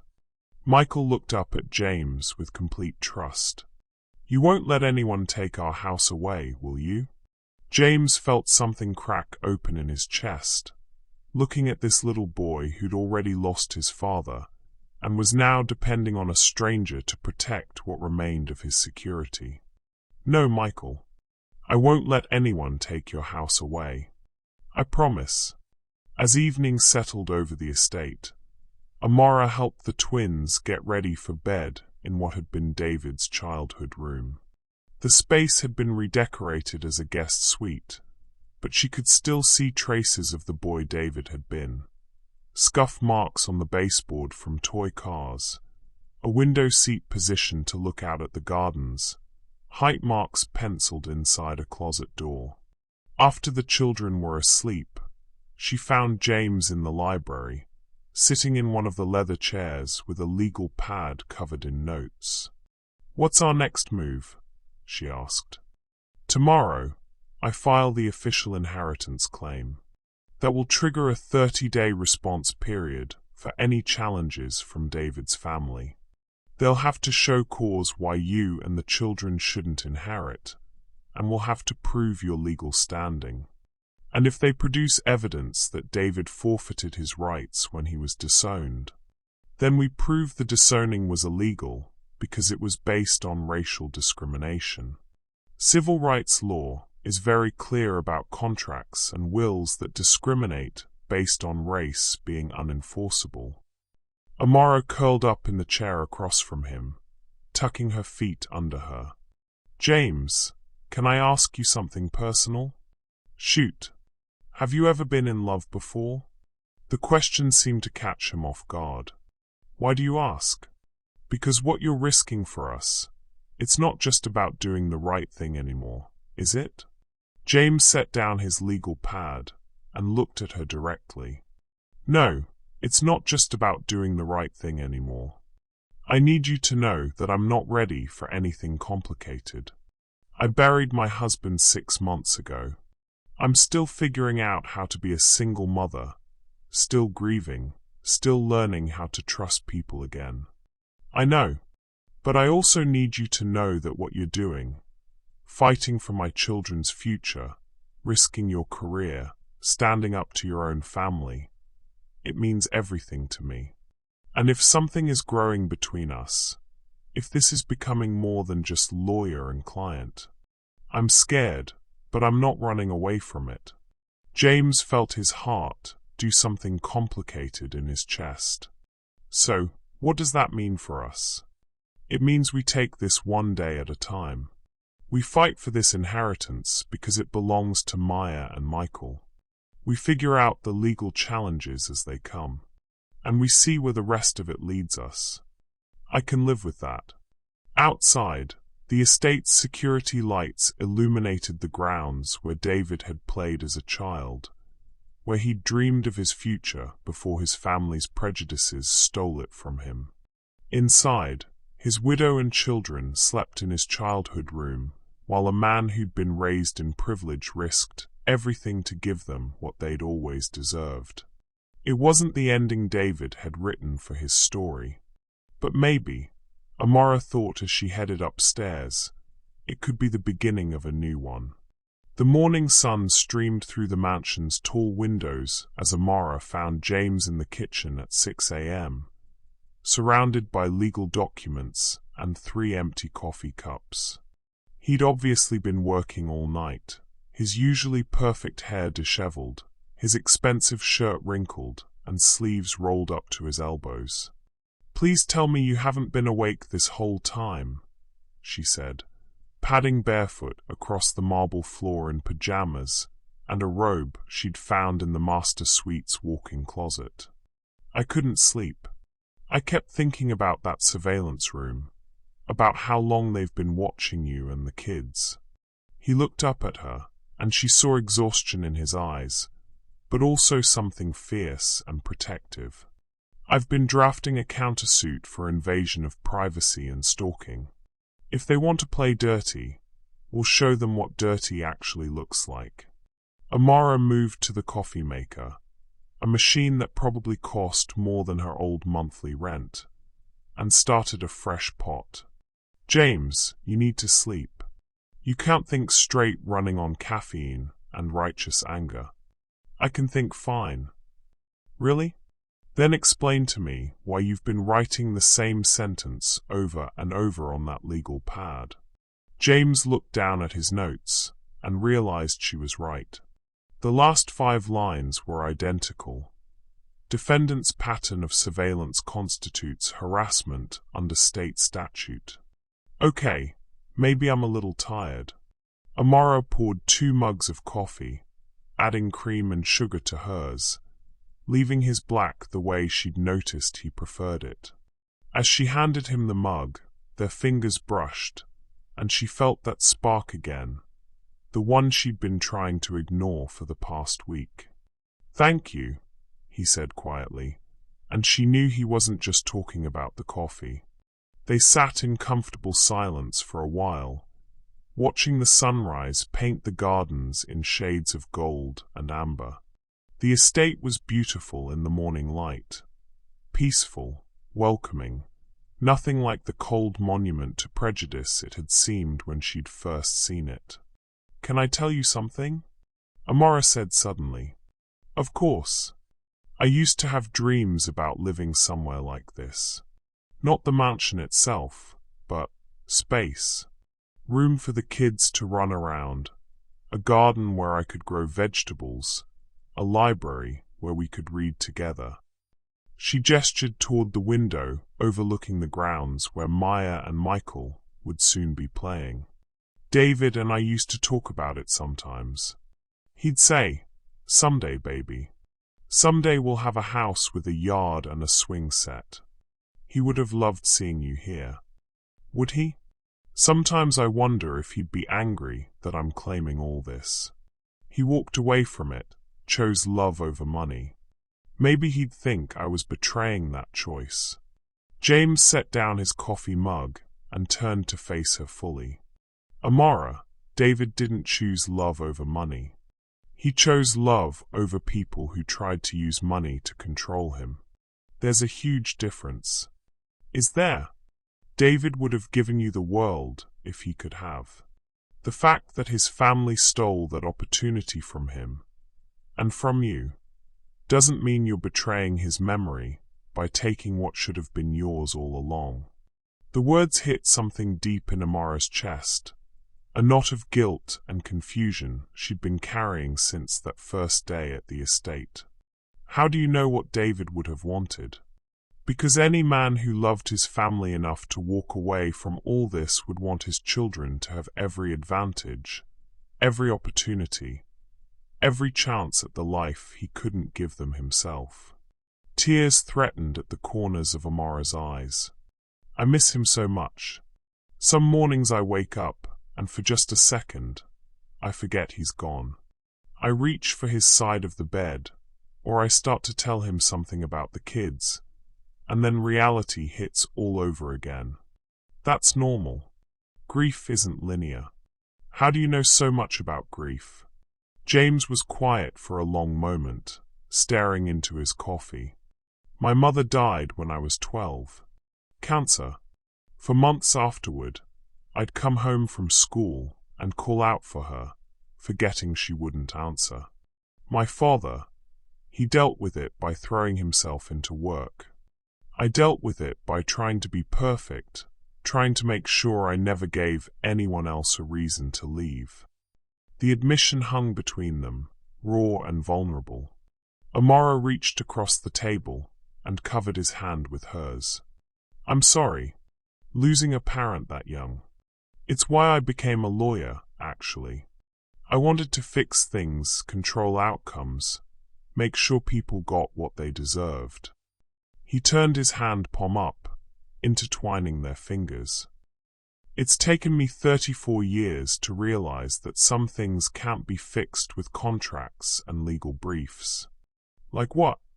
Like the fact that I'm falling in love with a woman who's still grieving her husband. Like the fact that helping you might cost me my career and my family. Like the fact that for the first time in my life, I'm choosing something that feels right over something that makes financial sense. The words settled between them like a promise and a question. Amara didn't pull her hand away, but she didn't respond immediately either. James, I know it's complicated. I know the timing is terrible. I know you're not ready for this, and I'm not asking you to be. I needed you to know. I needed to be honest about what this is becoming for me. Before Amara could respond, the sound of small feet thundering down the mansion's grand staircase interrupted them. Maya and Michael burst into the kitchen, still in their pajamas, faces bright with morning energy. Mama, can we have pancakes? The kitchen has a griddle thing, and I saw pancake mix in the pantry. Maya's enthusiasm was infectious, breaking the tension of the moment. Please, Mama? Real pancakes, not the frozen kind, Michael added, climbing into the chair next to James with the easy familiarity that had developed over the past few days. Amara smiled, grateful for the interruption. Pancakes sound perfect. James, are you hungry? Starving, actually. What followed was the most domestic hour of James's adult life. He watched Amara move around the kitchen with easy grace, mixing batter from scratch, teaching Maya how to test if the griddle was hot enough by flicking water on it. Michael appointed himself official pancake flipper, his 8-year-old coordination resulting in more laughter than successful flips. Mr. James, do you know how to make pancakes? Maya asked, offering him a bite from her fork. I usually buy them frozen, he admitted, earning shocked looks from both children. Frozen pancakes aren't real pancakes, Michael declared with the certainty of childhood. Real pancakes have to be made with love. Michael's right, Amara said, catching James's eye with a smile that made his chest tight. Love is the most important ingredient. As they ate breakfast together, sticky syrup fingers, milk mustaches, and all, James found himself memorizing details, The way Amara cut Maya's pancakes into perfect squares. The way Michael insisted on arranging his blueberries in patterns before eating them. The way the morning light caught the gold flecks in Amara's brown eyes when she laughed. This was what David had chosen love over money for. This warmth, this connection, this sense of family that money couldn't buy, but that money could, apparently, steal away. After breakfast, while the twins played in the garden under Amara's watchful eye through the kitchen window, James resumed his legal work at the large oak table. But now Amara sat across from him, reading through documents, asking thoughtful questions, offering insights that reminded him she had a business degree and a sharp mind that poverty had never been able to dull. "The surveillance operation," she said, reviewing the files they'd discovered. "It's evidence of stalking, but it's also evidence of premeditation. They weren't just watching David. They were documenting everything they'd need to challenge any inheritance claim." "Exactly. Which means when they filed the original will, they were already planning to contest it if David didn't return to the family. Can we use that against them?" "Absolutely. It shows bad faith from the beginning." James made notes in the margin of a legal brief. "Amara, I have to ask, are you prepared for how ugly this might get? When my father realizes I'm working against the family's interests, when David's relatives understand they're about to lose millions, they'll come after you personally. Your character, your fitness as a mother, your marriage to David. Let them come." Her voice was steady, but James saw steel in her expression. "I've been poor, James. I've been judged, dismissed, and overlooked because of the color of my skin and the neighborhood I lived in. I've had social workers question my parenting, and landlords assume I couldn't pay rent. If rich white people want to say terrible things about me, they can get in line." The quiet strength in her words made James's chest tight with something that felt like pride and protectiveness all mixed together. "There's something else," he said carefully. "If we win this case, if you claim the full inheritance, it's going to change everything. Not just your financial situation, but your social situation. You'll be wealthy in a way that brings obligations, expectations, social pressure. Are you trying to talk me out of this?" "No. I'm trying to make sure you understand what you're walking into. Wealth like this, it comes with a world attached. Country clubs, charity boards, social expectations. People will want things from you, will try to use your money for their causes. You'll have to learn to say no to people who are very good at making you feel guilty for having what they want." Amara considered this. "Will you teach me?"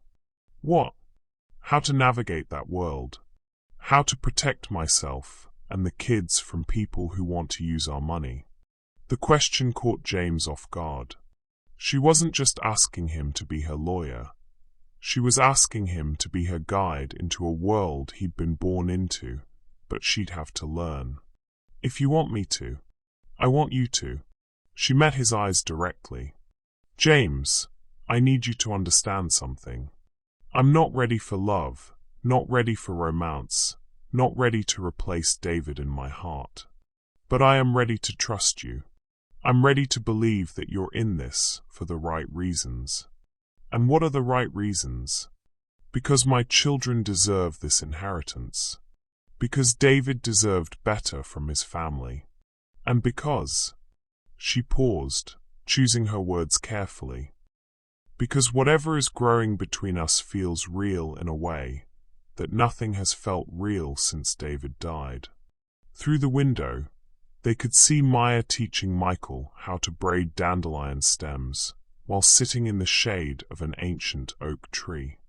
The scene was so peaceful, so normal, that it was hard to believe they were in the middle of a legal battle that could change everything. "Can I tell you what I want?" James said quietly. Yes. I want to wake up every morning and see you making coffee in this kitchen. I want to teach Michael how to play chess and help Maya with her reading. I want to take you all to dinner at places where they don't look twice at an interracial family. I want to show you the world David should have been able to give you. He paused. And I want to earn the right to those things. Not by rescuing you, not by being your white savior, but by proving that I choose you and your children over everything else my world offers. The honesty in his words made Amara's throat tight. That's a lot to want. It's everything to want. And if your family disowns you, if you lose your career, your trust fund, your social standing, then I'll figure out how to build something new. With you, if you'll have me. For you and the kids, either way. Amara stood up and walked to the window, watching her children play in gardens that had once belonged to David, that now belonged to them. The sight filled her with a mixture of joy and sorrow. Joy that Maya and Michael were finally getting the childhood their father had dreamed of giving them. Sorrow that David wasn't here to see it. James, if we do this, if we really fight for this inheritance and figure out whatever this is between us, I need you to promise me something. Anything. Promise me that you'll never make me feel like I owe you anything. Not gratitude, not love, not anything. If I choose you, it'll be because I want you, not because I need you. I promise. She turned back to face him, and for the first time since David's death, Amara Washington allowed herself to hope for something beyond survival. Not just financial security for her children, but maybe, eventually, love again. Okay, she said simply. Okay, let's do this. Let's fight for what belongs to my children. Let's see if we can build something real from all this mess. James stood up and crossed to where she was standing by the window. He didn't touch her, didn't kiss her, didn't make any grand gestures. He simply stood beside her, watching Maya and Michael play in their father's garden, and said, "Okay, let's build something real." Dear viewer, what do you think makes a relationship worth fighting for? Is it shared values, mutual respect, or something deeper? Share your thoughts in the comments. We'd love to hear about the moments that made you believe in love again. The attack came on a Tuesday morning, swift and calculated, like a surgical strike designed to destroy everything they'd built. James was in the library with his laptop, video conferencing with a civil rights attorney from Atlanta about strengthening their discrimination case, when his phone rang. His father's name flashed on the screen, and something cold settled in his stomach. "I have to take this," he told Amara, who was reviewing financial documents at the other end of the long table. "James." His father's voice was crisp, professional, devoid of any warmth. "We need to talk." "My office." "1 hour." "Dad, I'm in the middle of." "1 hour, James. Don't make me send security to escort you." The line went dead. Through the library's tall windows, James could see Maya and Michael building a fort out of garden furniture, their laughter carrying on the morning breeze. The normalcy of the scene felt suddenly fragile. "What's wrong?" Amara asked, reading his expression. "My father wants to see me. This is it, the confrontation I've been avoiding." "What do you think he'll do?" "I don't know. But Amara." James closed his laptop, his movements sharp with tension. "Whatever happens, whatever he threatens or promises, don't let him intimidate you. You and the kids belong here. This is your home." An hour later, James sat across from his father in the corner office that would someday have been his inheritance. James Mitchell Jr. was a silver-haired man who commanded rooms through sheer presence, who'd built a legal empire by understanding that power was about controlling information and leveraging weaknesses. You've put me in an impossible position, son. Have I? Charles Washington Jr. is one of our oldest clients. His family has trusted our firm for 3 generations. And now you're actively working against their interests. I'm working for justice, Dad. There's a difference. James Sr. opened a thick file folder. Justice? Let me tell you about justice. This is the Washington family's private investigator's report on your Mrs. Washington. He slid photographs across the desk. Images of Amara at various stages of financial desperation over the past 6 months. Waiting in line at food banks, selling plasma, taking her children to free medical clinics. Look at these pictures, James. Really look at them. This woman has been living in poverty for months. She's desperate. And desperate people do desperate things. What's your point? My point is that she's using you. She's playing the grieving widow, manipulating your emotions, making you think you're some kind of hero while she positions herself to inherit millions. James felt anger rise in his chest. That's not what's happening, isn't it? Tell me, son, when did you start sleeping with her? The question hit like a slap. I'm not sleeping with her, but you want to be. It's written all over your face every time someone mentions her name. James Sr. leaned back in his leather chair. You think you're the first wealthy white man to be seduced by a struggling black woman with a sad story. You think you're special because you're willing to throw away your career for her. Stop talking about her like that. Like what? Like she's exactly what she is. A woman who sees an opportunity and is smart enough to take it. The older man's voice was calm, clinical. James, I've seen the surveillance footage. I know she was about to be evicted. I know her children were going hungry. I know she was at the breaking point when you showed up with news of an inheritance. Don't you think the timing is convenient?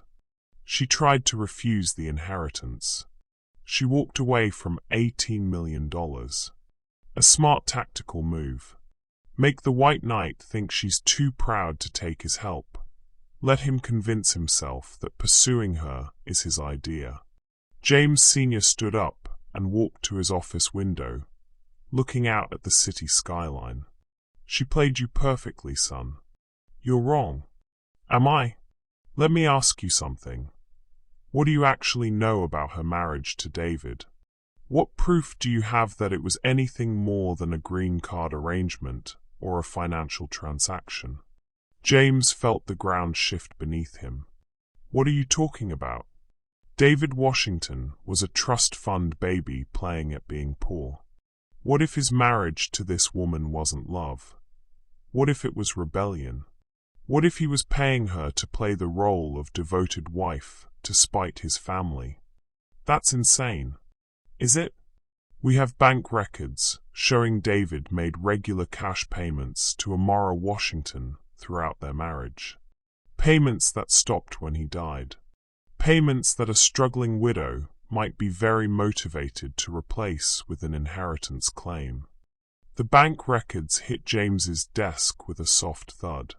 Page after page of financial transactions. David withdrawing cash in $500 to $1,000 amounts, regular as clockwork, throughout his marriage. Those could be anything. Household expenses, her allowance, or payment for services rendered. James Sr. sat back down, his voice gentle now, paternal. Son, I know you want to believe in fairy tales. I know you want to be the hero who saves the beautiful woman and her children. But this is the real world, and in the real world, people lie for money. James stared at the bank records, his mind reeling. The payments were significant. More money than David would have needed to give Amara for groceries or household expenses. And they were methodical, scheduled, transactional. Even if that were true, James said slowly, It doesn't change the fact that the inheritance belongs to her children.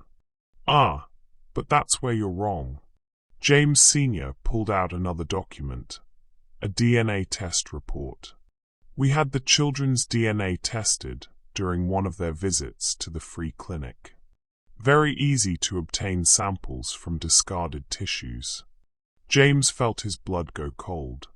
You didn't. Maya and Michael Washington are not David's biological children. The words hit James like a physical blow. He grabbed the DNA report, scanning the technical language that concluded with devastating certainty. Probability of paternity, 0.00%. That's impossible. I've seen pictures of David with the kids as babies. I've seen their birth certificates. Birth certificates can be falsified. And those baby pictures? They're from after the children were born, not during the pregnancy. We have medical records showing Amara Washington was already pregnant when she met David. The room spun around James. Every moment he'd shared with Maya and Michael, every time they'd called him Mr. James, with trust in their voices, every laugh and hug and bedtime story. Had it all been built on a lie? If David isn't their biological father, they have no inheritance rights, James Sr. continued. And if Amara Washington has been committing fraud by claiming otherwise, she could face criminal charges. Prison time, James. Those children would end up in foster care. The threat hung in the air like a sword. James thought about Maya's bright smile, Michael's trusting nature, the way they'd both started to look at him like a father figure. What do you want from me? I want you to end this. Tell Mrs. Washington that the DNA tests prove her children have no claim to the inheritance. Offer her a settlement, say, $50,000, to go away quietly and never contact the family again. And if I refuse, then I'll have her arrested for fraud. I'll have those children removed from her custody while she awaits trial. And I'll have you disbarred for suborning perjury and conflicts of interest. James Sr.'s voice was matter-of-fact, like he was discussing the weather. You'll lose everything, son. Your career, your reputation, your future. And for what? For a woman who's been lying to you from the beginning. James stared at the DNA report, his mind racing. Everything he thought he knew about Amara, about her marriage to David, about the children. Had it all been a carefully constructed lie? I need to think about this. You have 24 hours.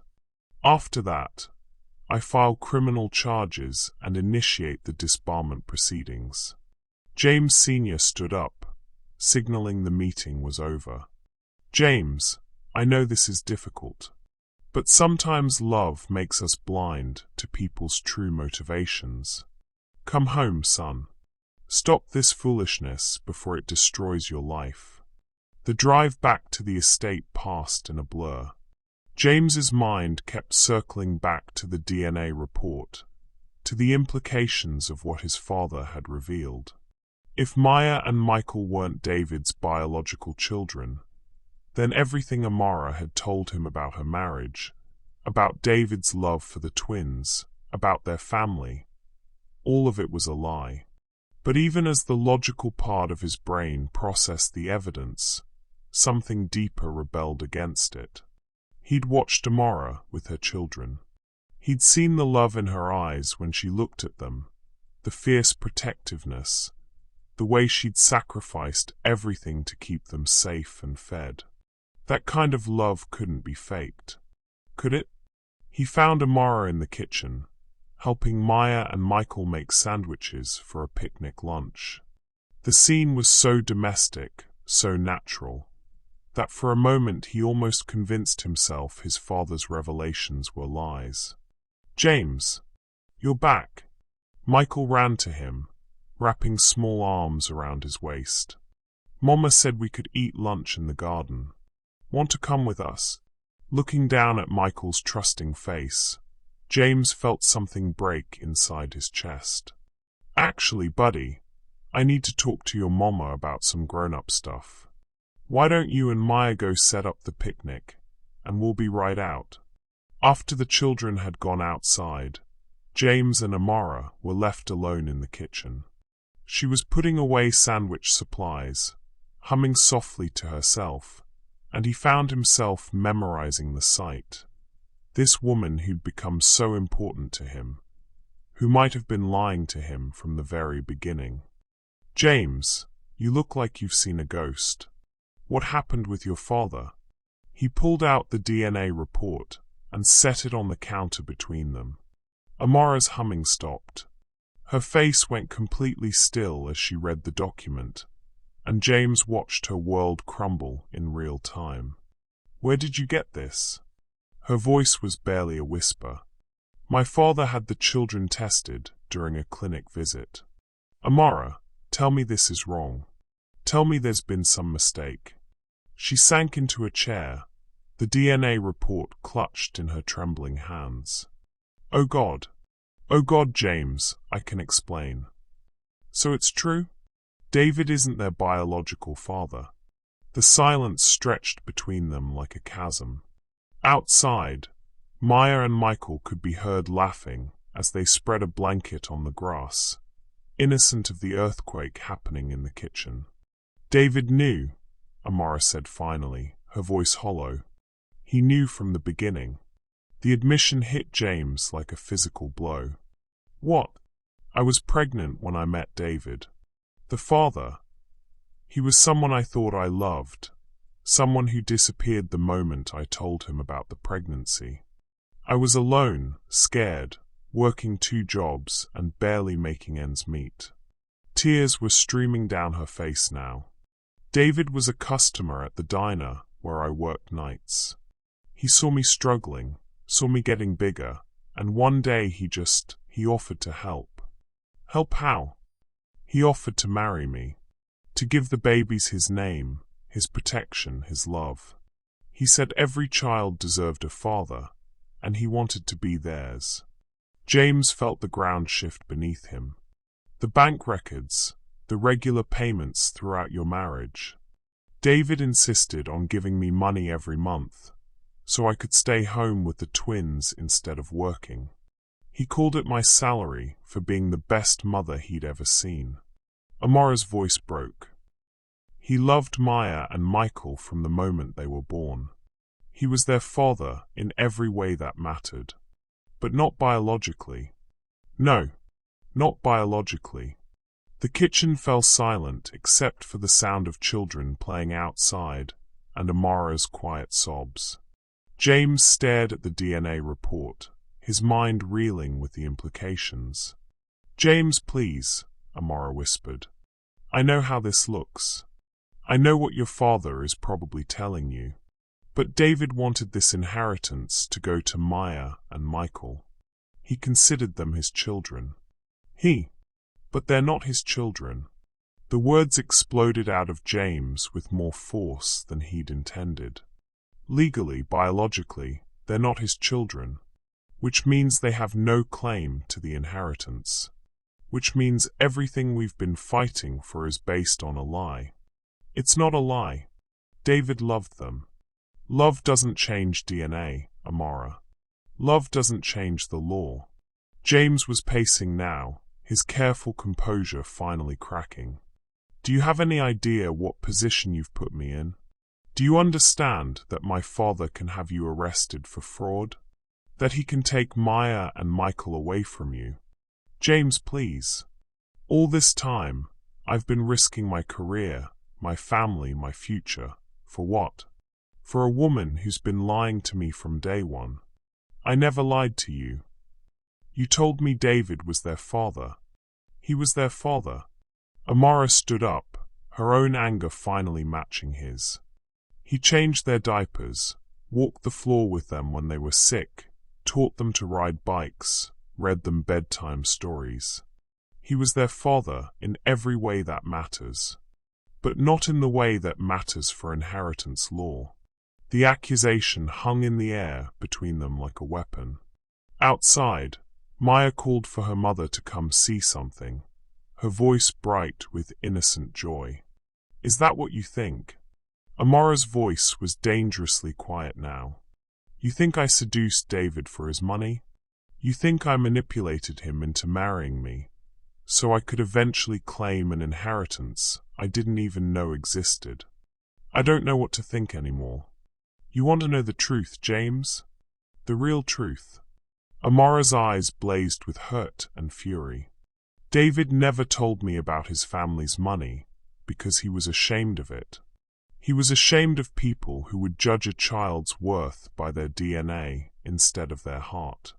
He was ashamed of a world where love has to be proven with blood tests and bank statements. Amora, and you know what the saddest part is? I actually started to believe that maybe not all wealthy white men were the same. I started to think that maybe you were different, that maybe you cared about Maya and Michael for who they are, not what they could inherit. I do care about them. No, you care about being their white savior. You care about being the hero who rescues the poor black woman and her children. But the moment things get complicated, the moment your precious career is threatened, you show your true colors. That's not fair, isn't it? Amora grabbed the DNA report and held it up. Your father waves a piece of paper in your face, and suddenly everything you said about fighting for justice, about choosing love over money, all of it disappears. You're just like the rest of them, James. When push comes to shove, you protect your own interests. My father says he'll have you arrested. He says the children will end up in foster care. And you believe him? You think I'm a criminal because I loved a man who wasn't my children's biological father. Amora's voice was breaking now, hurt, overwhelming anger. David chose us, James. He chose to love children who weren't his blood because that's who he was. And I thought maybe you were like him. I thought maybe you understood that family isn't about DNA. This isn't about what I understand. This is about the law. No, this is about fear. You're scared that your daddy will cut off your trust fund, so you're looking for an excuse to abandon us. The accusation hit James like a slap. I'm trying to protect you. By throwing us away the moment things get difficult? That's not protection, that's cowardice. Through the kitchen window, they could see Maya and Michael setting up their picnic, their small faces bright with anticipation. They were waiting for the adults to join them, trusting that the people they'd come to depend on would keep their promises. I need time to think, James said finally. No, you don't. Amora's voice was hollow now, drained of fight. You've already decided. Your father presented you with evidence that I'm not the perfect victim you thought I was, and that's all you needed to walk away. That's not. It is exactly that. And you know what? I'm grateful. Better to find out now who you really are than to waste any more time believing in fairy tales. She walked to the kitchen door that led to the garden, then turned back to face him one last time. Tell your father he wins. Tell him I'll take his $50,000 and disappear. Tell him that Maya and Michael will grow up knowing that their father's love wasn't enough to protect them from people like you. Amora, wait. No, I'm done waiting. I'm done hoping. I'm done believing that love is stronger than money and fear. She opened the door, then paused. I'll pack our things and be gone by morning. Don't worry, you'll never have to see us again. As the door closed behind her, James stood alone in the kitchen that had become the heart of a home he'd never known he wanted. Through the window, he watched Amara walk across the garden to where Maya and Michael were waiting, watched her kneel down and say something that made their faces fall, watched her gather them close as their picnic plans dissolved into confusion and tears. He'd lost them. In trying to protect them, he'd lost them completely.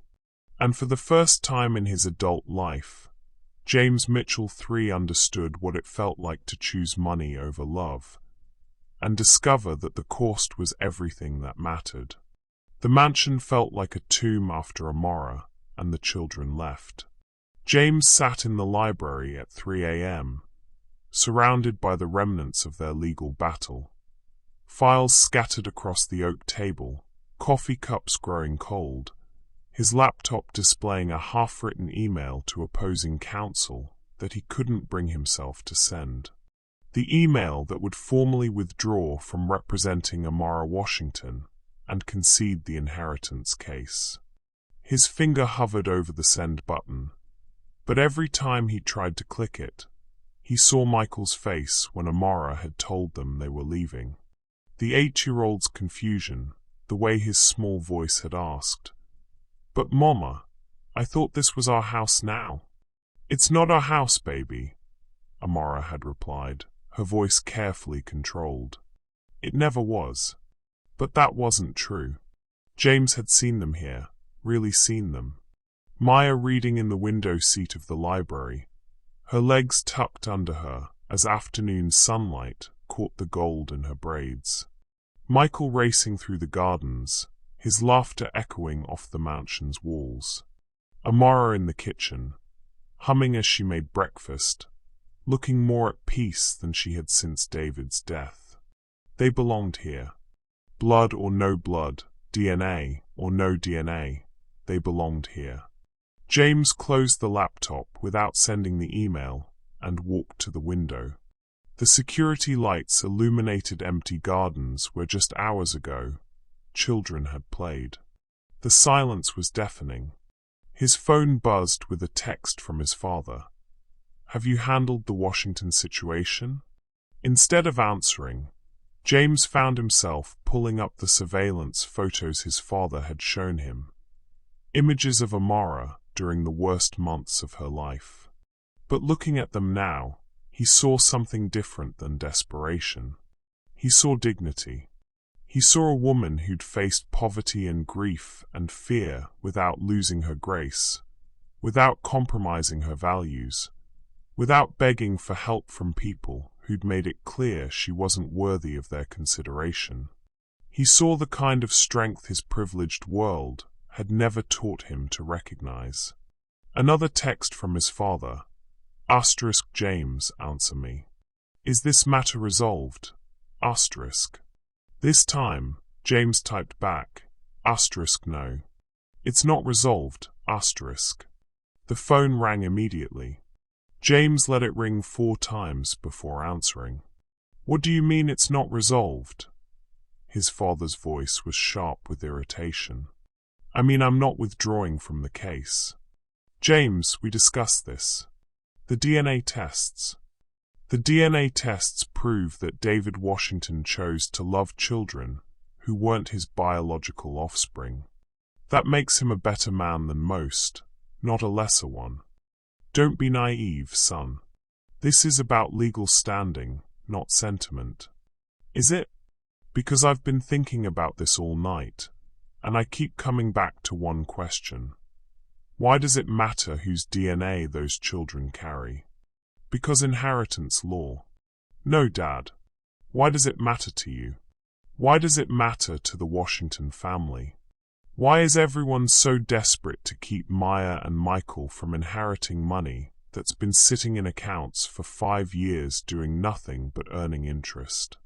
The silence on the other end of the line stretched long enough that James wondered if the call had dropped. Because, his father said finally, if we let every woman with a sob story and some fake children claim inheritance rights, there would be no stability in estate law. Fake children. The words hit James like ice water. Dad, Maya and Michael are real 8-year-old kids who lost their father 6 months ago. They're not fake anything. You know what I mean? Actually, I don't. Explain it to me. Explain why 2 children who were loved and claimed and legally adopted by David Washington don't deserve the inheritance he wanted them to have. Because they're not blood. There it was. The truth underneath all the legal posturing and financial maneuvering. It wasn't about law or precedent or protecting estate integrity. It was about blood. It was about making sure that only the right children with the right DNA got to inherit wealth. Dad, do you hear yourself? You're talking about 8-year-old children like they're con artists. James, I'm trying to protect you from making a mistake that will ruin your life. What if I told you that walking away from Amara and those kids feels like the mistake that would ruin my life? Then I'd say you're thinking with your heart instead of your head, and that's how good men make terrible decisions. James looked around the empty library, at the leather-bound books and oil paintings and marble floors that represented generations of his family's wealth and power. All of it suddenly felt hollow. Maybe thinking with my heart is exactly what I need to do. James, I have a question for you, Dad. When Mom was dying, when the doctors said there was nothing more they could do, did you think with your head or your heart? The question seemed to catch his father off guard. That's different. Is it?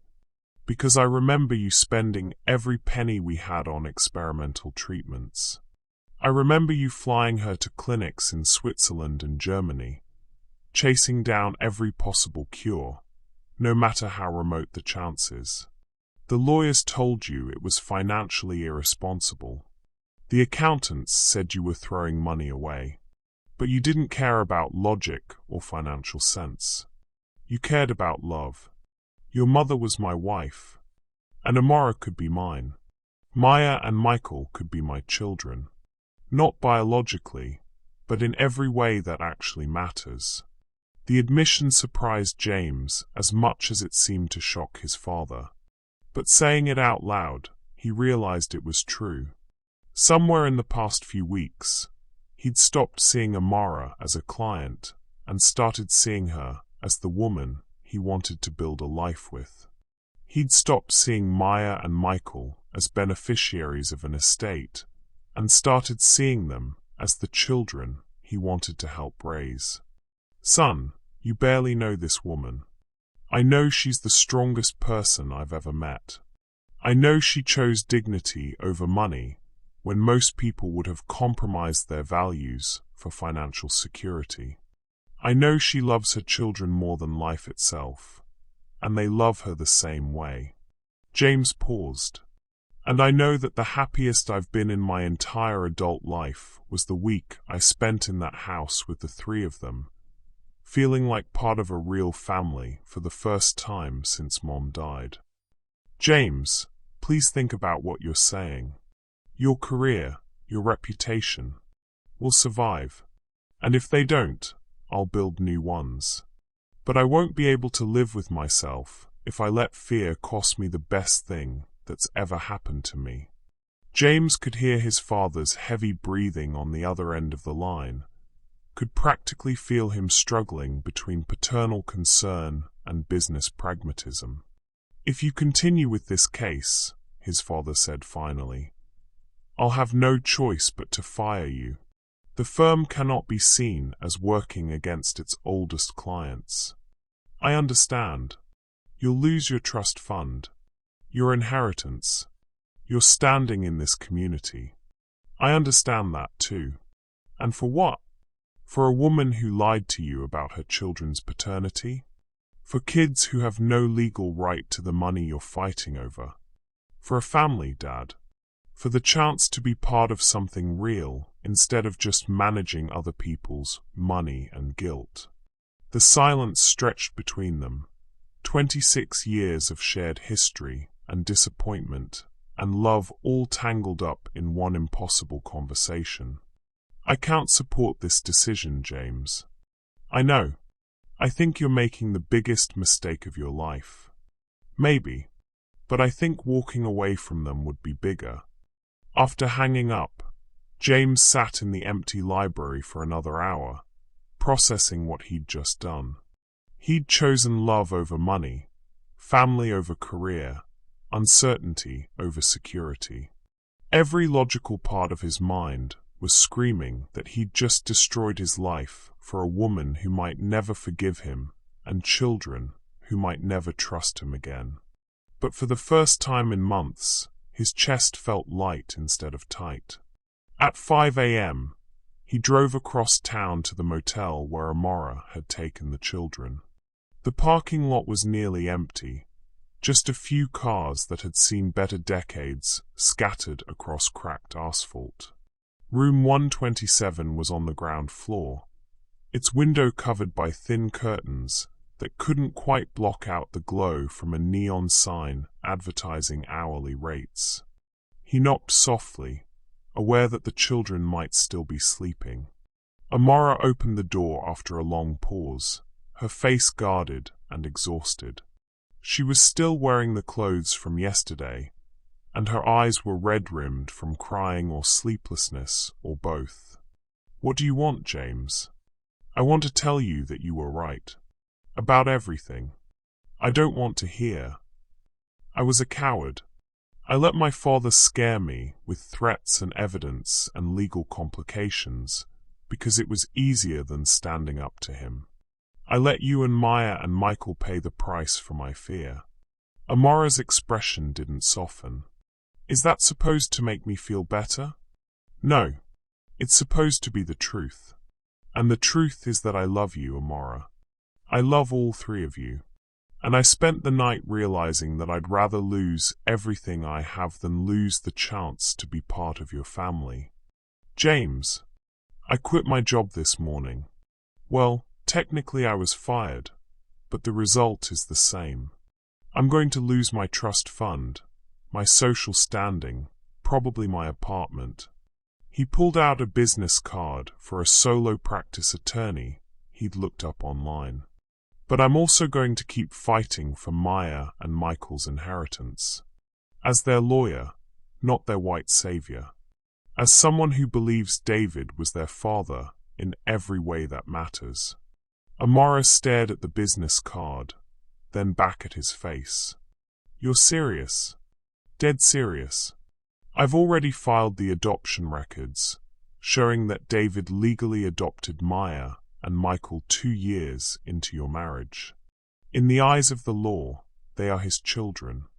DNA doesn't change that. Adoption records?" Amara's voice was barely a whisper. "David never told me. He did it quietly, through a different law firm. I found the paperwork buried in the courthouse records." James smiled for the first time in 24 hours. "Your husband was protecting his children's futures, even when he didn't know about the inheritance. He wanted to make sure no one could ever question their right to call him Daddy." Tears started streaming down Amara's face. He never said anything. He just loved them. Because that's who he was. And that's who I want to be. Behind Amara, James could see Maya and Michael sitting on one of the motel room's double beds, sharing a sleeve of crackers for breakfast. When they saw him in the doorway, their faces lit up with hope. "Mr. James." Michael scrambled off the bed and ran to the door. "Are you here to take us home?" The question broke something in James's chest. "If your mama will let me. If she'll give me another chance to prove that I choose you guys over everything else." Amara looked at him for a long moment, searching his face for signs of doubt or deception. What she saw there must have satisfied her, because she stepped aside to let him into the room. "One chance, James. One chance to prove that when things get difficult again, and they will get difficult, you'll remember this moment. You'll remember that love isn't easy or convenient or logical, but it's the only thing worth fighting for. One chance is all I need." As James sat on the motel room bed with Maya and Michael pressed against his sides, sharing crackers and planning their return to the estate, he realized that losing his old life might have been the best thing that ever happened to him. Because for the first time in his adult life, he was choosing love over fear. And that choice, terrifying as it was, felt like coming home.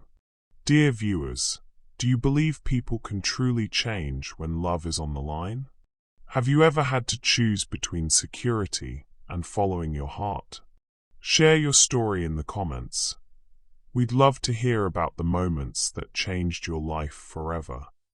6 months later, Amara stood in the same courthouse where James had first filed their inheritance claim, watching him address the judge with the confidence of a man who'd found his true calling.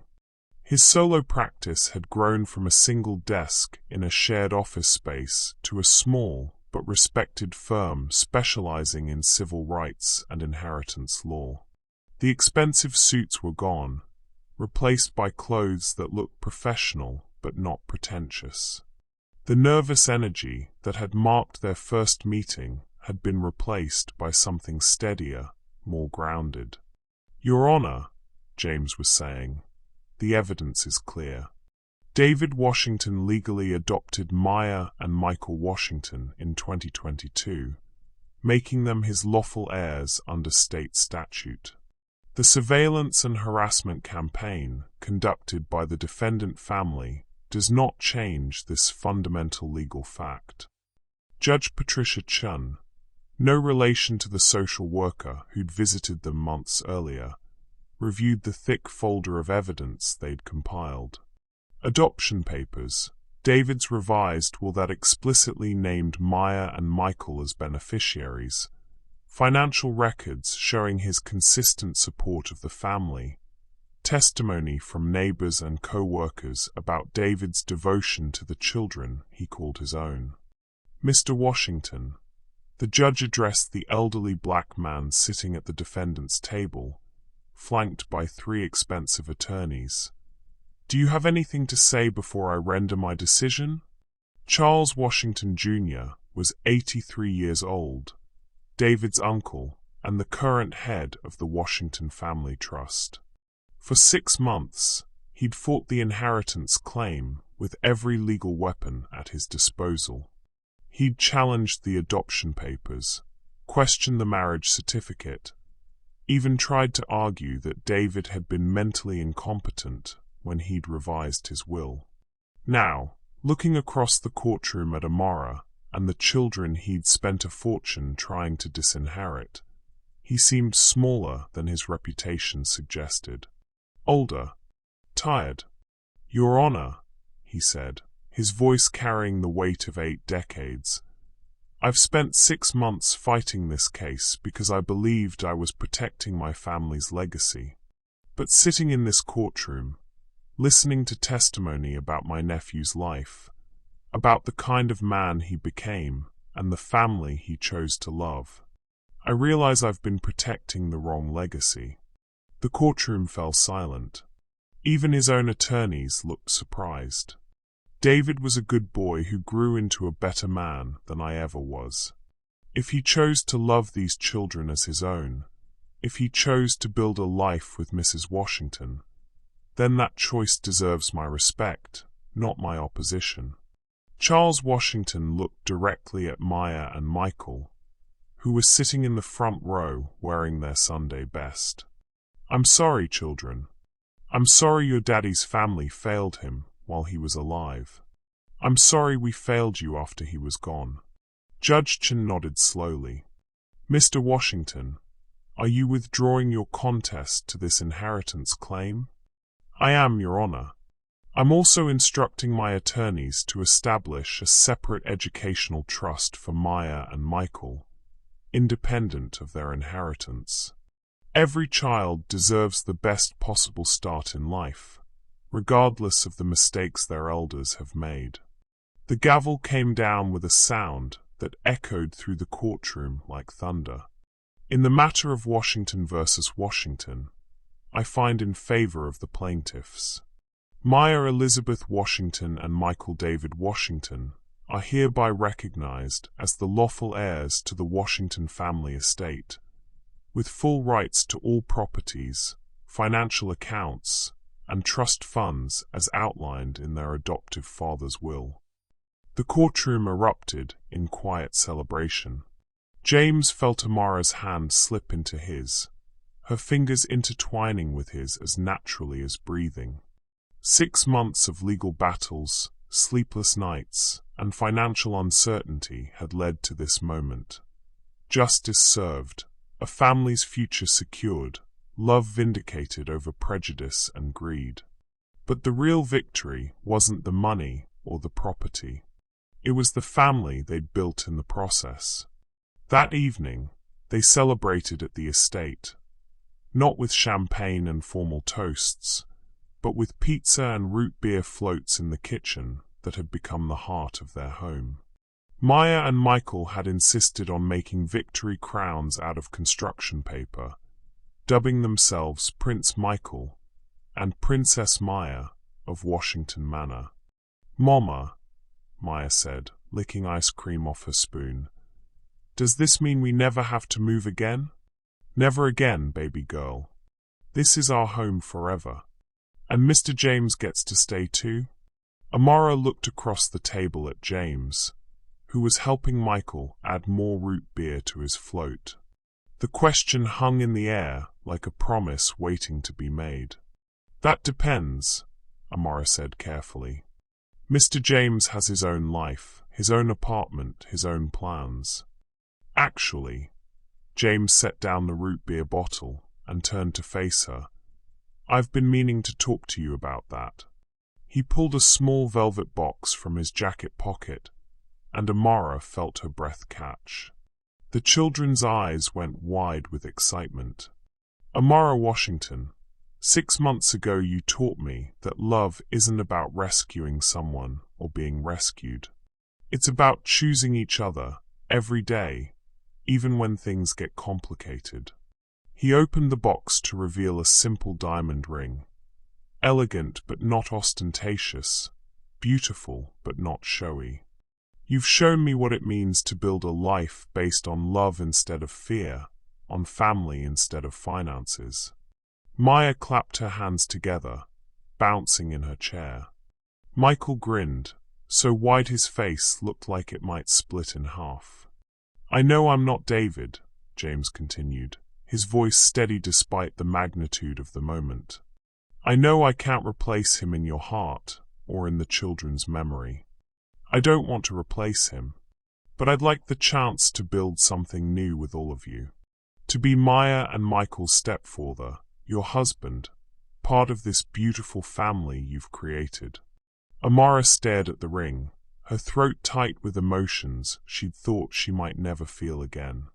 Not the desperate, all-consuming love she'd shared with David, but something different, steadier, deeper, built on mutual respect and shared values, and the knowledge that they'd chosen each other not out of necessity, but out of genuine desire. "Are you asking me to marry you, James Mitchell? I'm asking you to build a life with me. Marriage, family, all of it. I'm asking you to let me love you and Maya and Michael for the rest of my life. Say yes, Mama," Maya pleaded. "Please say yes." "We already picked out rings for ourselves," Michael added, holding up his root beer float like a toast. "Maya's got a mood ring, and I've got a Super Bowl ring from a cereal box." The laughter that bubbled up from Amara's chest felt like sunshine breaking through clouds. "You already picked out rings?" "We had to be prepared," Maya said solemnly, "in case Mr. James finally got brave enough to ask." "Finally got brave enough?" James raised an eyebrow. "How long have you two been planning this?" "Since you taught me to play chess," Michael said. "That's when Maya said you were probably going to marry Mama and be our new daddy." "Maya said that, did she?" "Maya's very smart about these things," Maya replied with 8-year-old dignity. Amara looked around the table at the 3 people who'd become her world. James, who'd risked everything to fight for her family's future. Maya, whose wisdom often surprised the adults around her. Michael, whose trust and affection had never wavered even through the hardest times. "Yes," she said quietly. "Yes." James's voice was hopeful but uncertain. Yes, I'll marry you. Yes, I'll build a life with you. Yes to all of it. She held out her left hand, watching as James slipped the ring onto her finger with hands that trembled slightly. But I have conditions. Name them. First, we do this right. A real wedding, with flowers and music and all our friends. I want Maya and Michael to see that love is worth celebrating, worth making promises about. Agreed. Second, we keep David's memory alive in this house. Pictures on the walls, stories at dinner, birthday celebrations. Maya and Michael need to know that loving you doesn't mean forgetting their daddy. Of course, David will always be part of our family. Third, Amara's voice grew softer, more vulnerable. Be patient with me. I haven't been anyone's wife except David's. I don't know how to love someone new while still honoring what came before. James reached across the table to take her other hand. Amara, you've already shown me how to do that. You've shown me how to honor the past while building something beautiful for the future. We'll figure it out together. Together, she repeated, testing the word that had once felt impossible and now felt like coming home.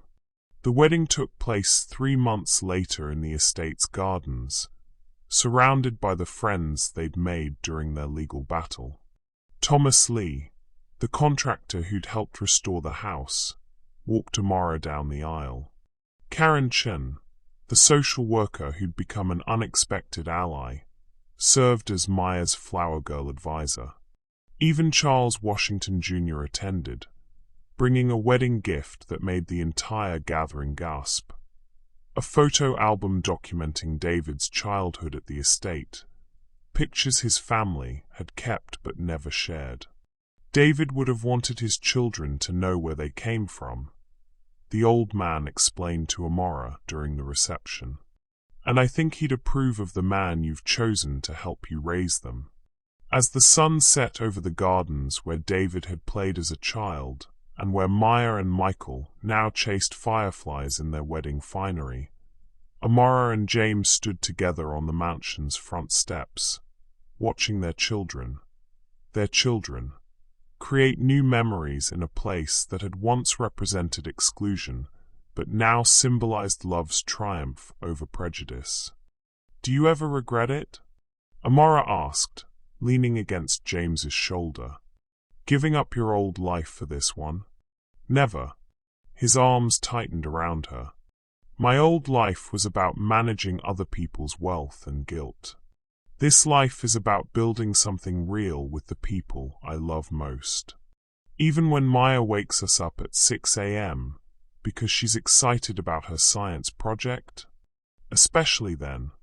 Even when Michael decides he wants to be a professional wrestler and practices his moves on you? I'm getting pretty good at dramatic defeats, actually. Even when my grief sneaks up on me, and I need to cry about missing David? James turned to face her fully, his hands gentle on her face. Especially then. Amara, your capacity to love completely, David, me, the children, it's not a flaw that needs fixing. It's the most beautiful thing about you. As if summoned by their conversation, Maya and Michael came running up the steps, breathless from chasing fireflies and high on wedding cake sugar.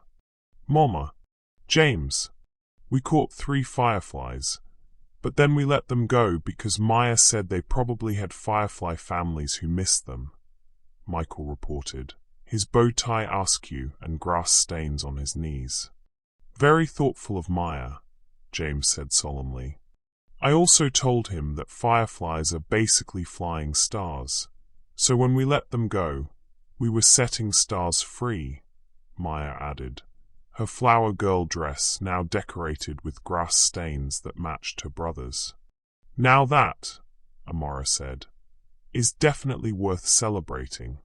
As they walked back toward the house where their reception guests were still dancing under string lights in the garden, Amara felt a presence she couldn't quite explain.